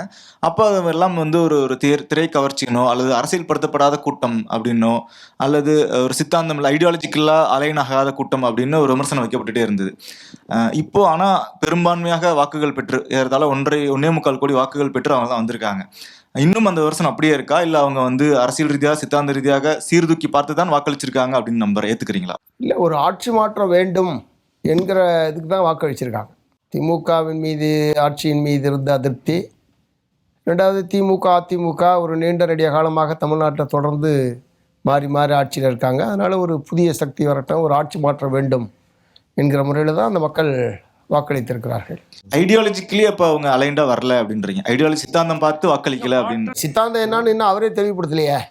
ஒரு ஆட்சி மாற்றம் வேண்டும் என்கிற முறையில் தான் இந்த இதை நாங்கள் வந்து மதிப்பிடுறோம். திராவிட இயக்கங்களும் அம்பேத்கர் இயக்கங்களும் பெரியார் இயக்கங்களும் ஏறத்தாழ 50 ஆண்டு காலம் 60 ஆண்டு காலம் இந்த தமிழ்நாட்டில் அரசியல் செஞ்சுட்டு இருக்காங்க, இயக்கங்களாகவும் செய்கிறாங்க, தேர்தல் பாதையிலும் அரசியல் ஆட்சியில் அதிகாரத்தில் இல்லை, அஃப்கோர்ஸ் கூட்டணியில் இருந்திருக்காங்க.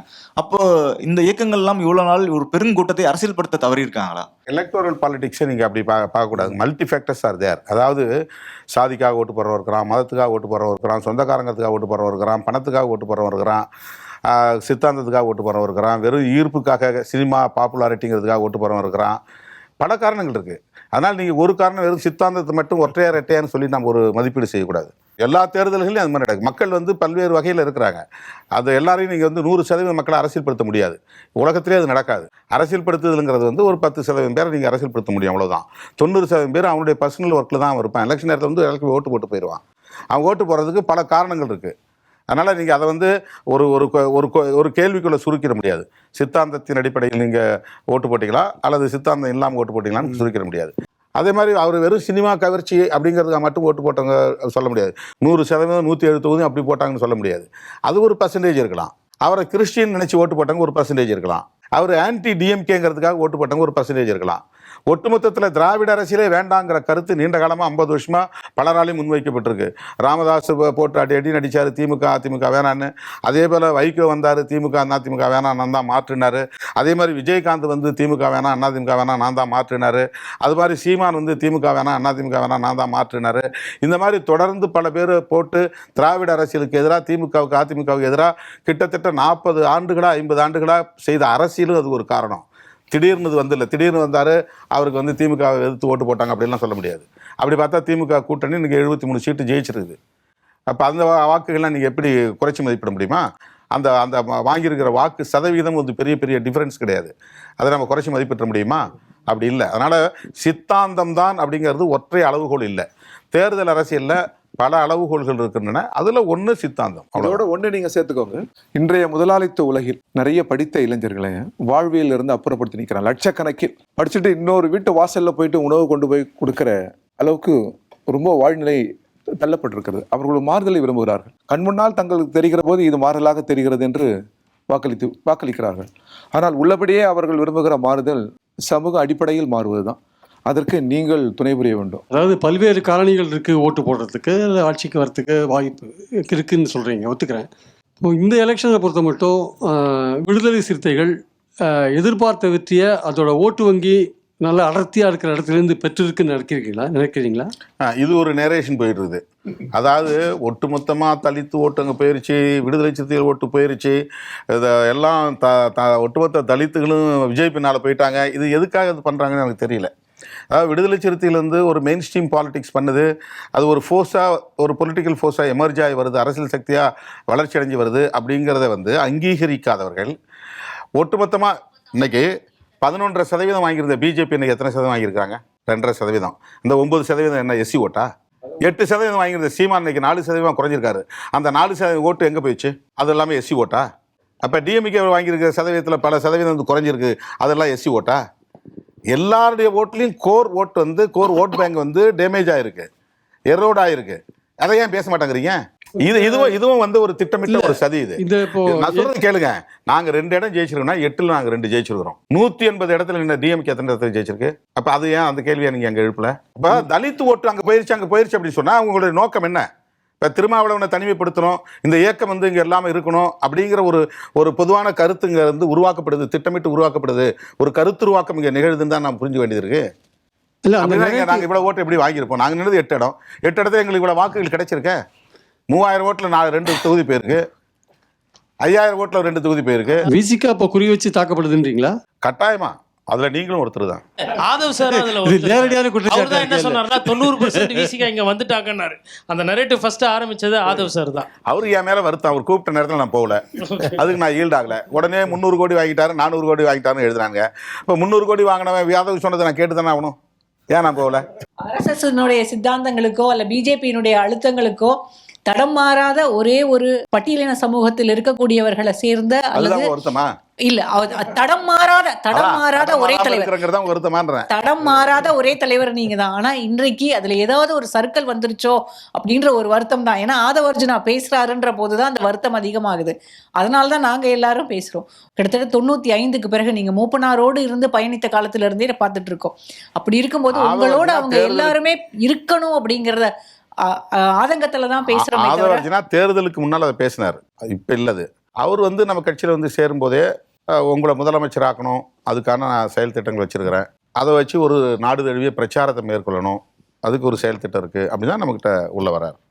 அதுக்கு நாங்கள் இடம் கொடுத்தோம், அதுக்கான ஏற்பாடுகளை நம்ம பண்ணணும்.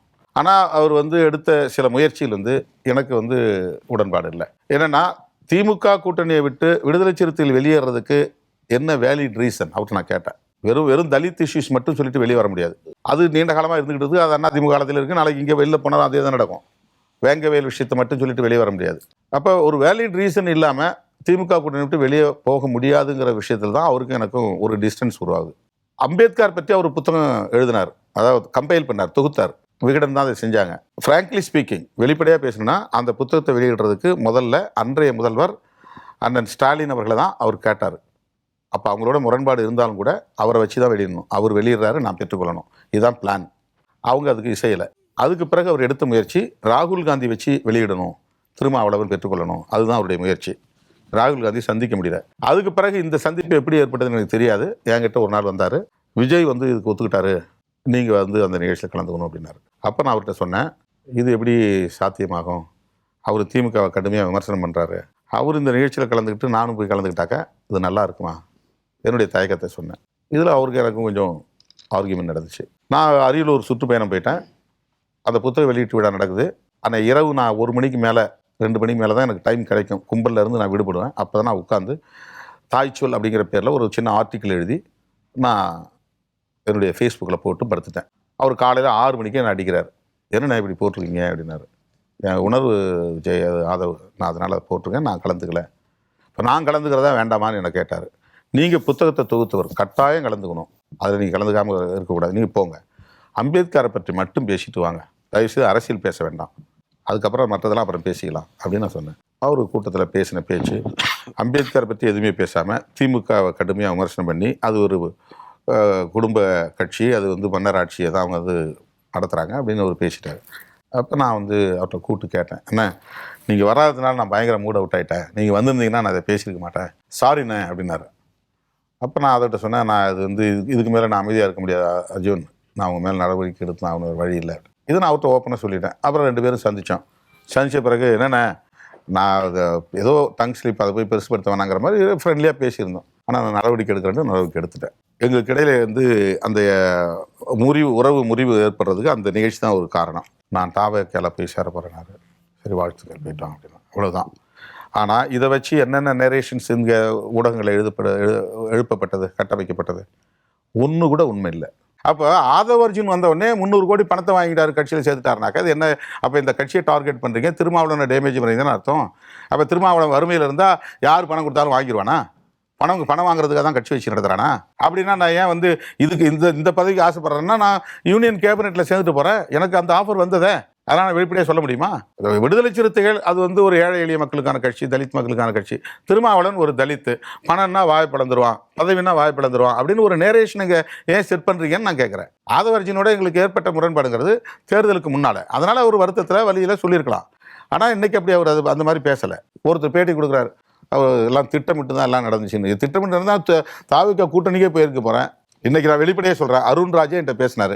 நான் திமுகவோட கையெழுத்து போடுறதுக்கு 10 நாளைக்கு முன்னாடி சாட்சி உட்காந்துக்கால தம்பி, அவர் பேர் கூட எனக்கு தெரியாது, என்னை வந்து பார்த்தாரு. ஆனால் கொஞ்சம் கன்சிடர் பண்ணுங்கள், ஏன் நீங்கள் யோசிக்கிறீங்க, தயங்காதீங்க, நம்ம வந்து கூட்டணி சேர்ந்தோம்னா ஸ்வீப்பில் வருவோம், நீங்கள் வாங்க தாவிக கூட்டணி சேருங்கன்னாரு. நான் சொன்னேன், என்னால் திமுக கூட்டணி உடைஞ்சதுங்கிற ஒரு களங்கத்தை நான் சுமக்க விரும்பலை. இங்கே மதசார்பற்ற சக்திகள் இருக்காங்க, காங்கிரஸ் இருக்கிறாங்க, இடதுசாரிகள் இருக்கிறாங்க, முஸ்லீம் லீக் இருக்கிறாங்க. இப்போ இவங்கெல்லாம் ஒன்றா இருக்கிற இடத்துல நான் வந்து திடீர்னு வெளியே வரேன்னு சொன்னால், இந்த கூட்டணியை உடைச்சி இந்த கூட்டணியினுடைய வீழ்ச்சிக்கு நான் தான் காரணம்னு வரலாற்றில் ஒரு களங்கம் என் மேலே படியும்.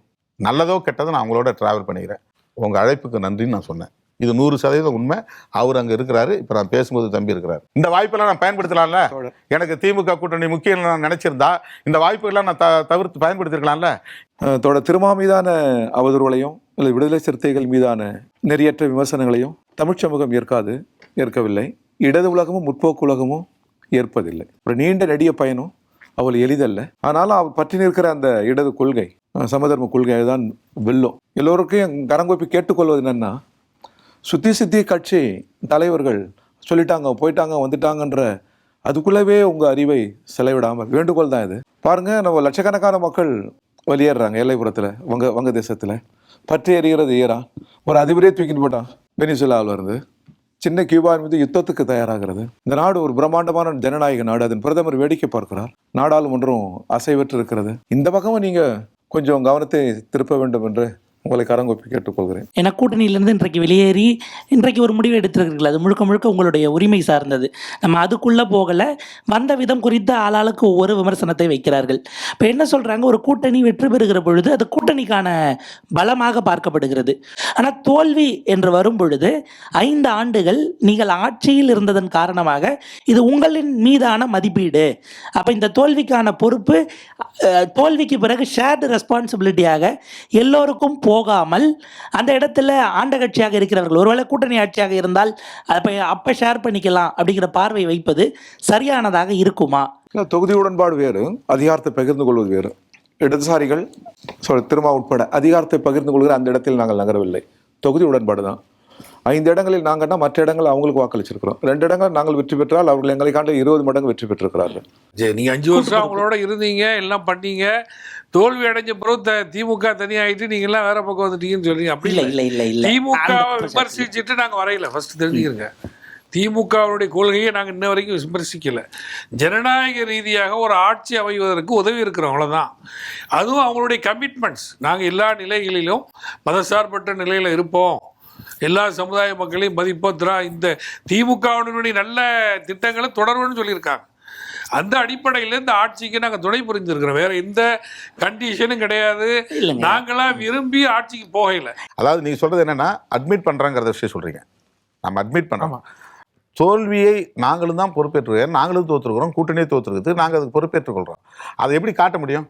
நாங்க அங்க கூட்டணியிலே இருந்து காட்டணும்ன்றீங்களா? இல்ல அதெல்லாம் அல்லது இந்த விடுதலை சிறுத்தைகள் மீதும் இந்த விமர்சனம் கிடையாது. ஏன்னா அவர்கள் வந்து தோல்வி வந்ததுக்கு முன்னாடி தோல்விக்கு திமுக காரணம், வெற்றிக்கு கூட்டணி கட்சிகள் காரணம் அவங்க சொல்லல. ஆனா ஐயுஎம்எல் மட்டும் வெற்றிக்கு மட்டும் ஐயுஎம்எல் காரணம், தோல்விக்கு அவங்க பொறுப்பேற்றுக்கல அப்படின்ற விமர்சனம் காதல் மொழியினர்கள் வச்சிருந்தனால சொல்லலையே. இல்ல கூட்டணிக்கு வேலை செய்யாத கரூர் மாவட்ட செயலாளர் பதவியிலிருந்து நீக்கப்பட்டிருக்காரு. என் கட்சியில் தெரியுமா உங்களுக்கு? கரூர் மாவட்ட செயலாளரே நீக்கி இருக்கிறோம். அவர் இத்தனைக்கு தாவேக்காக வேலை பார்த்தார். அதையும் சொல்லிடுறேன். இப்போ கட்சியினுடைய தலைமையினுடைய முடிவுக்கு கட்டுப்படாம போனதுனால அவர் நீக்கப்பட்டிருக்கார், ஒரு மாவட்ட செயலாளர். இந்த மாதிரி பல்வேறு ஊர்களில் நாங்கள் நடவடிக்கை எடுத்திருக்கிறோம். கொள்கை ரீதியாக நாங்கள் திமுகவுக்கு முழுமையாக விசுவாசமாக வேலை செய்தோம். அதில் எந்த சந்தேகம் கிடையாது. முதலமைச்சர் தளபதி ஸ்டாலின் அவருடைய தோல்வி எங்களுக்கு இன்னைக்கு வருத்தம் அளிக்கிறது. அதில் எந்த சந்தேகம் கிடையாது. கடைசியாக ஒரே கருத்து சொல்கிறேன். இப்போ இந்த தேர்தல் முடிவுகளில் இருந்து என்னுடைய பார்வை அப்படி என்னன்னா, திமுக தோற்று போச்சு அல்லது திமுக கூட்டணி தோற்று போச்சு, விஜய் வந்து தன்னுடைய திரைப்பட கவர்ச்சி வச்சு ஆட்சி வந்துட்டார் அப்படிங்கிற விமர்சனங்கள்லாம் ஒரு புறம் தள்ளி வச்சுட்டு, நான் இதை எப்படி பார்க்குறேன் அப்படின்னு சொன்னால், இத்தனை ஆண்டுகளாக நான் பேசிட்டு வந்த திராவிட அரசியல், திராவிட கட்சிங்கிறத விட்டுருங்க, திராவிட அரசியல் அல்லது பெரியார் அரசியல் அல்லது இடதுசாரி அரசியல் தமிழ்நாட்டுக்குள்ளே வேறு எந்த மாநிலத்திலும் இல்லாத அளவுக்கு செழுமை அடைந்த ஒரு அரசியல் இது. நீங்கள் இந்த அரசியலை நீங்கள் வேறு எந்த மாநிலத்திலும் பார்க்க முடியாது. இந்த சமூக நீதி அரசியல் நம்ம சொல்கிற இந்த அரசியல், இதுதான் இடதுசாரி அரசியல். இந்த அரசியலுக்கு ஆபத்து வந்திருக்குங்கிறதா என்னுடைய கவலை. திமுக தோற்று போச்சு, விடுதலை சிறுத்தைகள் கட்சி தோற்று போச்சு அப்படிங்கிறது இல்லை. அப்படின்னா தாவேக்கா வெற்றி பெற்றதுனால இது ஆபத்தா அப்படின்னு நீங்கள் தாவேக்கா வெற்றியை நான் கொஸ்டின் பண்ணுறேன்னு நினைக்க வேண்டாம். தாவேக்கா வந்து அந்த நோக்கத்தோடு வந்துருச்சு, இந்த திராவிட அரசியலை வீழ்த்த வந்துருச்சுன்னு பொருள் அல்ல. திமுக எப்படி மீண்டும் ஆட்சி வரப்போகுது அப்படிங்கிறது ஒரு கேள்வி. அதிமுக நம்ம கண்ணு முன்னால் சிதறிக்கிட்டு இருக்குது. இப்போது தாவேக்காவுக்கு கவுண்டர் எதுங்க தமிழ்நாட்டு அரசியலில்? அவங்கள எதிர்த்து அரசியல் பண்ணக்கூடியவங்க யார்? இன்றைக்கி திமுக அதை செய்ய போதா, அதிமுக செய்ய போதா, அல்லது நாங்கள் இப்போ தாவேக்காவோட கூட்டணி சேர்ந்துட்டோம், இவங்க எதிர்த்து அரசியல் பண்ண போகிறது யார்? அல்லது நாம் தமிழர் கட்சி பண்ண போதா? இந்த இடத்துல பாஜக வர்றதுக்கான வாய்ப்பு 100% இருக்குது. அந்த பாஜகங்கிறது நேரடியாக தன்னுடைய முகமூடி இல்லாமல் அண்ணாமலை முகமூடி போட்டு வராங்க. இப்போ அண்ணாமலை அப்படிங்கிறவர் தமிழ்நாட்டில் நாம் பேசக்கூடிய அரசியலை அதே சாயலுள்ள அரசியலை பேசுகிறதுக்காக அவர் களமிறக்கி விடப்பட்டிருக்கிறார். அவர் மும்மொழி திட்டத்தை எதிர்ப்பார், அவர் சமூக நீதியை பேசுவார், அவர் மாநில உரிமைகளை பேசுவார், அவர் மாநில மொழி உரிமைகளை பேசுவார், ஈழத்தமிழர்களுடைய பிரச்சனைகளை பேசுவார். அதுக்காக உருவாக்கப்பட்டிருக்கிற ஒரு நபராக நான் பார்க்குறேன். இப்போ அந்த இடத்துல அவங்க உட்கார்ந்துட்டாங்கன்னா நாம் இத்தனை ஆண்டுகள் பேசின இந்த அரசியல் எதிர்காலம் என்ன ஆகும்? அதுதான் என்னுடைய கவலை. தாவேக்காவுக்கு நாங்கள் ஆதரிக்கிறோம், அவங்க ஆட்சியை நாங்கள் காப்பாற்றுவோம். அந்த ஆட்சியோடு சேர்ந்து மதவாத அரசியலை எந்த அளவுக்கு எதிர்க்க முடியுமோ, மத சார்பின்மையை எந்த அளவுக்கு பாதுகாக்க முடியுமோ அதில் நாங்கள் நிச்சயமாக உறுதியாக இருப்போம். ஆனாலும் இது எந்த அளவுக்கு கவுண்டர் அரசியலுக்கு, நாங்கள் கவுண்டர் அரசியல் பண்ண முடியாது இல்லையா? இப்போ ஒரு ஒரு வெளியிலிருந்து ஆதரித்தாலும் உள்ளேருந்து ஆதரித்தாலும் அவங்களோட நாங்கள் இன்றைக்கி அடையாளப்படுத்தப்பட்டிருக்கிறோம். அப்போ அந்த இடத்துல வந்து திமுக நின்று அவங்கள எதிர்கொள்ள போகுதா, அதிமுக நின்று எதிர்கொள்ள போகுதா, அல்லது புதிதாக ஒரு சக்தி வந்து அவங்கள எதிர்கொள்ள போகிறாங்களா? இந்த கேள்விக்கு நம்ம விடை தேட வேண்டிய ஒரு இடத்துல நம்ம இருக்கிறோம். இதுதான் என்னுடைய பார்வை. இந்த 5 மாநில தேர்தல் நடந்து முடிந்த இந்த 5 மாநில தேர்தலில் பினராயி விஜயன் அவர்கள், மமதா அவர்கள், ஸ்டாலின் அவர்கள், இவங்க 3 பேரும் அதாவது தேர்தலுக்கு முன்பு வரைக்கும் ரொம்ப மிகப்பெரிய தலைவர்களாக இந்தியா முழுக்க பார்க்கப்பட்டவர்கள். பிஜேபியும் RSSையும் கடுமையாக எதிர்க்கக்கூடியவர்கள், இன்னைக்கும் பெரிய பார்க்கப்பட்டவர்கள். ஆனால் இந்த தேர்தலில் அவர்கள் தோற்று இருக்கிறார்களா அல்லது தோற்கடிக்கப்பட்டிருக்கிறார்களா? என்னுடைய தனிப்பட்ட கருத்து, தோற்கடிக்கப்பட்டிருக்கிறார்கள். இதற்கு பின்னால் பெரிய அஜெண்டா இருக்குது அப்படின்னு நான் நினைக்கிறேன். இது ஒரு யூகம்தான், எனக்கு பெரிய டேட்டாஸ் கிடையாது, ஆதாரம் கிடையாது. ஒட்டுமொத்த அரசியலை பார்க்கும்போது அவங்க சொல்லி அடிக்கிறாங்க அப்படின்னு தான் நம்ம பார்க்க வேண்டியது. அரவிந்த் கெஜ்ரிவாலை காலி பண்ணாங்க, பிஆர்எஸ் அவர் சந்திரசேகர ராவ் காலி பண்ணியிருக்கிறாங்க, இப்போ பினராயி விஜயன், இப்போது இங்கே வந்து முக ஸ்டாலின், அங்கே வந்து மம்தா பானர்ஜி. ரீஜனல் பார்ட்டிஸ் இருக்கக்கூடாது, one nation, one party, one rule, அது அவங்களுடைய அல்டிமேட் எய்ம். இப்போ காங்கிரஸ் வந்து அவங்க சர்வைவலுக்காக போராடிட்டு இருக்காங்க. பாஜக காங்கிரஸ்னு 2 கட்சி இருந்தால் போதும் தேசிய அளவில் அப்படிங்கிற லெவலில் அவங்க சர்வைவலுக்கான போராட்டம் நடந்துகிட்டு இருக்குது. மாநில கட்சிகள் சுத்தமாக இருக்கக்கூடாது, மாநில உணர்வுகள் இருக்கக்கூடாது அப்படிங்கிற ஒரு செயல் திட்டத்தோட ஆர்எஸ்எஸும் பிஜேபியும் காய்களை நகர்த்தி கொண்டு இருக்கிறது. அதை நம்ம வெறுமனே இவ்வளவு காலமாக ஒரு யூகமாக பேசிக்கிட்டு இருந்தோம். ஆனால் இப்போ வந்து அது நடைமுறைக்கு வந்துக்கிட்டு இருக்கோ அப்படின்னு நினைக்க தோன்றுகிறது. ஏன்னா காங்கிரஸோட இப்போ வந்து மம்தா பானர்ஜி சேர போகிறாங்க, என்சிபியும் சேர போகிறாங்க. இப்போ மாநில கட்சிகள்லாம் வந்து அங்கங்கே வீழ்த்தப்பட்டுட்டு வருது. இது எங்கே போய் முடியும் அப்படின்னு நமக்கு தெரியல. அதனால் அவர்கள் தோற்கடிக்கப்பட்டிருக்கலாம் அப்படிங்கிறது தான் என்னுடைய யூகம். இல்லை, இவங்க 3 பேருமே மதவாத அரசியலுக்கு எதிராக ஒரு உறுதியான நிலைப்பாட்டில் இருந்து செயல்பட்டவர்கள். திரு ஸ்டாலினாக இருந்தாலும், பினராயாக இருந்தாலும், மம்தாவாக இருந்தாலும். ஸோ பிஜேபி இப்போ உதாரணத்துக்கு பெங்காலில் பிஜேபி வந்திருக்கிறது என்பது பெரிய நீண்ட இடைவெளிக்கு பிறகு அவர்கள் கைப்பற்றி இருக்கிறார்கள். அதனால் நல்ல அறிகுறி கிடையாது. ஆனால் இவங்க 3 பேரும் தோற்கடிக்கப்பட்டது என்பது அவர்களுடைய ஒரு திட்டமிட்ட இதுதான். அந்த வகையில் இந்த இவங்களை ஆட்சி அதிகாரத்திலிருந்து அப்புறப்படுத்த வேண்டும் என்பதில் மத்திய அரசாங்கத்தினுடைய பிஜேபியினுடைய மிக முக்கியமான ரோல் இருக்குது. திட்டமிட்டு தோற்கடிக்கப்பட்டிருக்கிறார்கள் என்பது தான். தமிழ்நாடும் கேரளாவையும் கொஞ்சம் வேறு கோணத்தில் பார்க்கணும். இரண்டிலையும் வகுப்பாதம் படுதோல்வி அடைந்திருக்கிறது, கேரளாவிலும் தமிழ்நாட்டிலும். ஆனால் ஒரு ஜனநாயக சக்தியாக இருக்கிற காங்கிரஸ் கேரளாவில் கையாண்ட அணுகுமுறை சரியல்ல. பினராயி விஜயன் போன்ற ஒரு அரசியல் விழுமிய குறியீடு அவர். ஆனால் அவர் ஏன் இன்னும் கைது செய்யவில்லை என்பது ஜனநாயகத்தின் மீது தொடுக்கப்பட்ட ஒரு கேள்வியும் தாக்குதலுமாகும். ஆனாலும் கூட கேரளாவில் ஒரு பண்பட்ட அரசியல் இருக்குது. ஒரு முறை வெற்றி எதிர்கட்சி, அப்புறம் ஆளுங்கட்சி, எதிர்கட்சி மாறி மாறி வருவாங்க இல்லையா, 5 ஆண்டு. அது ஜனநாயகத்திற்கு நல்லது தான். ஆனால் இந்த முறை அந்த விழுமியங்கள் கொஞ்சம் தகர்க்கப்பட்டிருக்குது. பிரச்சார முறைகள் நான் சொல்கிறேன், அது இல்லாமல் இருந்தால் நல்லது. தமிழ்நாட்டை பொறுத்த வரைக்கும் வகுப்பாதத்துக்கு இடமில்லை. தமிழ் மண் அதுபோல் ஒரு கலாச்சார மண்ணாக இருக்கிறது. ஆனாலும் திருமா சொல்கிற அந்த அபாயம் பேரபாயம். அதுதான் மீண்டும் மீண்டும் நாங்கள் மிக உறுதியாக இருக்கிறோம். அனைத்து ஜனநாயக சக்திகள், இடதுசாரி சக்திகள் சேர்ந்து தான் இதை வீழ்த்த வேண்டும். அந்த இடங்கள் அடைபட்டு விடக்கூடாது என்பதில் நாங்கள் மிக உறுதியாக இருக்கிறோம். காங்கிரஸுடைய இந்த அணுகுமுறையை இந்தியா பிளாக் கூட்டத்தில் நான் சுட்டி காட்டியிருக்கிறேன். நிறைய நடந்துகிட்டு இருக்கிறத பற்றி பேசிட்டோம். விஜய் ஒரு புது மாதிரியான ஒரு அரசியலை கொண்டு வந்திருக்காரு. இப்போ களம், நீங்கள் எல்லாருமே மக்கள் பிரச்சனைகளுக்காக களத்தில் எப்பொழுதுமே முன்னின்று போராடக்கூடியவர்கள். இன்னைக்கு நம்ம வி ஹாவ் எ சிஎம். அவர் கேம்பெயின் அப்போ எல்லா தொகுதிகளையும் விட்டு விடுவோம், எல்லா மாவட்டங்களுக்கும் கூட அவர் செல்ல வேண்டிய தேவையில்லை அப்படிங்கிற ஒரு புது ஃபார்முலா. இப்படி நம்ம கரெக்டான ஒரு இன்கிரீடியன்ஸ் வச்சுருந்தா போதும். தமிழ்நாட்டில் பிஜேபிக்கு ஒரு எதிர்ப்பு இருக்குது, அதனால அந்த பிஜேபி எதிர்ப்பு கொள்கையை முன்னிறுத்துறது. அதே டைமில் கான்ட்ரவர்ஷியலான விஷயத்தில் அவர் காத்திரமான கருத்துக்கள் எதையும் சொல்ல மாட்டேங்கிறார். இப்போ நீங்கள் சனாதனத்தை பற்றி சொல்கிறதோ அந்த மாதிரி தோணியில் அவர் என்றைக்குமே பேசுறதில்ல. அப்போ ஒரு பிம்ப கட்டமைப்பு, ஒரு சரியான இன்க்ரீடியன்ஸ் எல்லாம் சேர்த்து நம்ம கொஞ்சம் சோஷியல் மீடியாவில் இது மாதிரிலாம் வேலை பார்க்கறது அதிக முக்கியத்துவம், அதை தாண்டி களத்தில் வேலை செய்கிறது அப்படிங்கிற ஒரு பாணியை கொண்டு வராரு. திமுக கூட இப்போது அதுக்கு பின்பு நடக்கிற டிஸ்கஷன்ஸை பார்த்தா நம்ம சோஷியல் மீடியாவில் இதுவாக பண்ணணும் அப்படிங்கிறதுலாம் சொல்கிறாங்க. இதை நீங்கள் எப்படி பார்க்குறீங்க? ஏற்கனவே சொன்னது தான். அவர் எங்கள்கிட்ட கொடுத்துருக்கிற உறுதிமொழியின் அடிப்படையில் இது மதச்சார்பற்ற அரசாக இருக்கும், மதச்சார்பின் கொள்கையில் எந்த விதமான சமரசமும் செய்து கொள்ள மாட்டேன். அதுதான் அந்த அளவுக்கு தான் அவர் வந்து சொல்லியிருக்காரு. மற்றபடி பொருளாதார கொள்கை போக்குவரத்துல எல்லாம் இப்போ வந்து ஆளுநர் உரை வரப்போகுது, அடுத்து நிதிநிலை அறிக்கை வரப்போகுது. கொள்கையை காட்டில அவருடைய ஸ்டைல் ஆஃப் பாலிடிக்ஸை நீங்கள் எப்படி பார்க்குறீங்க? இல்லை, ஸ்டைல் ஆஃப் பாலிடிக்ஸை பொறுத்த வரைக்கும் ஒவ்வொருத்தருக்கும் ஒவ்வொரு ஸ்டைல் இருக்கலாம். அவங்களுடைய செயல்பாடை பொறுத்து தான் நம்ம வந்து மதிப்பீடு செய்ய வேண்டியிருக்கு. துணைவேந்தர்களை வந்து கவர்னரே நியமிக்கலான்னு சொல்லி உயர்கல்வித்துறை அமைச்சர் சொல்றாரு. அப்படி சொல்லணும்னு அவர் எங்கள்கிட்ட சொன்னார். அப்படி சொல்லலை அவரு. அந்த பேட்டியை நான் திரும்ப பார்த்தேன். பார்த்துட்டு அதே மாதிரி திருப்பரங்குன்ற ஹைகோர்ட்ல பெஞ்ச் டிவிஷன் பெஞ்ச் உத்தரவு இருக்கு, ஆனால் 2 வருஷத்துக்கு முன்னாடி இருந்த நிலைமை நீடிக்கும்னு சொல்றாரு அமைச்சர். ஆமா, அதை நீங்க எப்படி பாக்குறீங்க? அப்பீலே போல என்ன 2 வருஷத்துக்கு முன்னாடின்றது ஏற்கனவே வழக்கமாக ஏற்றப்படுகிற இடத்தில் ஏற்றப்பட வேண்டும் என்பது தானே. ஆமா, அப்படி ஏத்தக்கூடாது. இப்ப புது இடத்துல தான் ஏத்தணும்னு சொல்லி ஹைகோர்ட் உத்தரவை ஏத்துக்கலன்னு தானே அர்த்தம். அது ஹைகோர்ட் பெஞ்சோடைய உத்தரவை மீறி ஏற்றப்படும். உச்ச நீதிமன்றமே உத்தரவிட்டாலும் இந்த நிலைப்பாடு தான். அது ஏற்கனவே தமிழ்நாடு அரசாங்கத்தின் பழைய நிலைன்னா அதானங்க அர்த்தம்.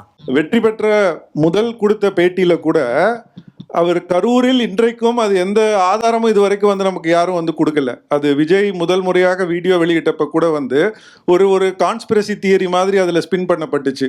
திமுகக்கு அதுல ஒரு வேளை வந்து பொறுப்பு இருக்கு அப்படின்னு. அதை வந்து வெற்றி பெற்று முதல் முறையாக பத்திரிகையில் பேசும்போது மன்னராட்சி ஒழிக்கப்பட்டிருக்கு சொன்னது ஃபைன், அவங்களுடைய கொள்கையை சொல்றாரு. கரூரில் 41 பேர் மரணங்களுக்கு காரணமாக இருந்தவர்கள் தோற்கடிக்கப்பட்டிருக்கிறார்கள் அப்படிங்கிற மாதிரி சொல்றாரு. ஸோ அந்த ரீல்ஸ்ல என்ன மாதிரியான நீங்க சொல்ற மெசேஜஸும் அவங்க சொல்றது ஒரு மாதிரி. கரூரை பொறுத்த வரைக்கும் சிபிஐ வழக்கு நிலுவையில் இருக்கு. அது வழக்கு நடந்துகிட்டு இருக்கு. வழக்கினுடைய முடிவு வரட்டும். வழக்கு நிலுவையில் இருக்கு, விசாரணை துவங்கி இருக்கு. வழக்கினுடைய முடிவு என்ன வருதோ அதை எல்லாரும் ஏற்றுக்க போறோம். சொல்லிடுறேன், இதுல ஒரு குளோபல் பெர்ஸ்பெக்டிவ் தேவைப்படுது. அதாவது விஜய் தனிப்பட்ட முறையில் எப்படி மக்களை ஈர்த்தாரு, அல்லது திமுக கூட்டணி எப்படி ஹார்ட் ஒர்க் பண்ணி இந்த வெற்றியை ஈட்டியது அப்படிங்கிறதெல்லாம் தாண்டி நேபாளில் வந்து ஒரு ஆட்சி மாற்றம் நிகழ்ந்தது, இலங்கையில் ஒரு ஆட்சி மாற்றம் நிகழ்ந்தது. இதையும் நீங்கள் வந்து தமிழ்நாட்டில் நடந்திருக்கிற இந்த அரசியலையும் ஒப்பிட்டு பார்க்க வேண்டிய ஒரு தேவை இருக்கிறதா நினைக்கிறேன். இந்த தமிழ்நாட்டிலே இதுக்கு முன்னாடி ஜல்லிக்கட்டு போராட்டம் நடந்துச்சு. ஜல்லிக்கட்டு போராட்டத்தை யாராவது ஆர்கனைஸ் பண்ணாங்களா? ஏதாவது ஒரு கட்சி கிளைம் பண்ண முடியுமா? அல்லது ஏதாவது ஒரு தலைவர் கிளைம் பண்ண முடியுமா?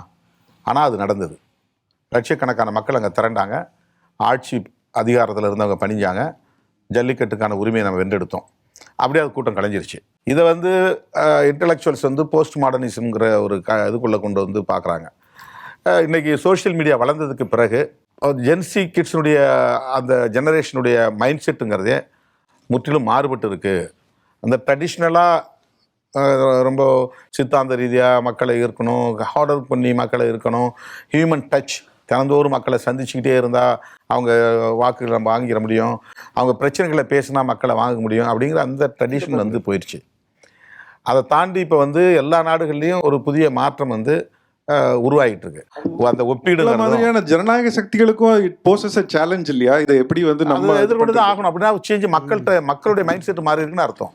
இல்லை, நம்ம எங்கே போகணுன்றது இருக்கு இல்லையா? அதனால தான் நம்ம அரசியல் முகப்பிலேயே சோசியலிசம் இருக்கு. கொள்கை வழி உரையாடல், கொள்கை வழி தலைவர்கள், கொள்கை வழி கட்சி, இதுதான் நிலவர சமூக அமைப்பை இடது பக்கம் திருப்போம். அதான் தீர்வாக அமைய முடியும். அவ்வாறு உரையாடல் செய்யாமல், கொள்கையை பிரகடனப்படுத்தாமல், ஒரு மனித மனங்களை கலாச்சாரப்படுத்தாமல் என்ன பண்ண முடியும்? ஆட்சிக்கு வரலாம், போகலாம், கொஞ்சம் கொஞ்சம் சலுகைகள் செய்யலாம், நிலவும் சமூக அமைப்பு அப்படியே நிலவும். மனித மனங்கள் கலாச்சாரப்படணும்ல.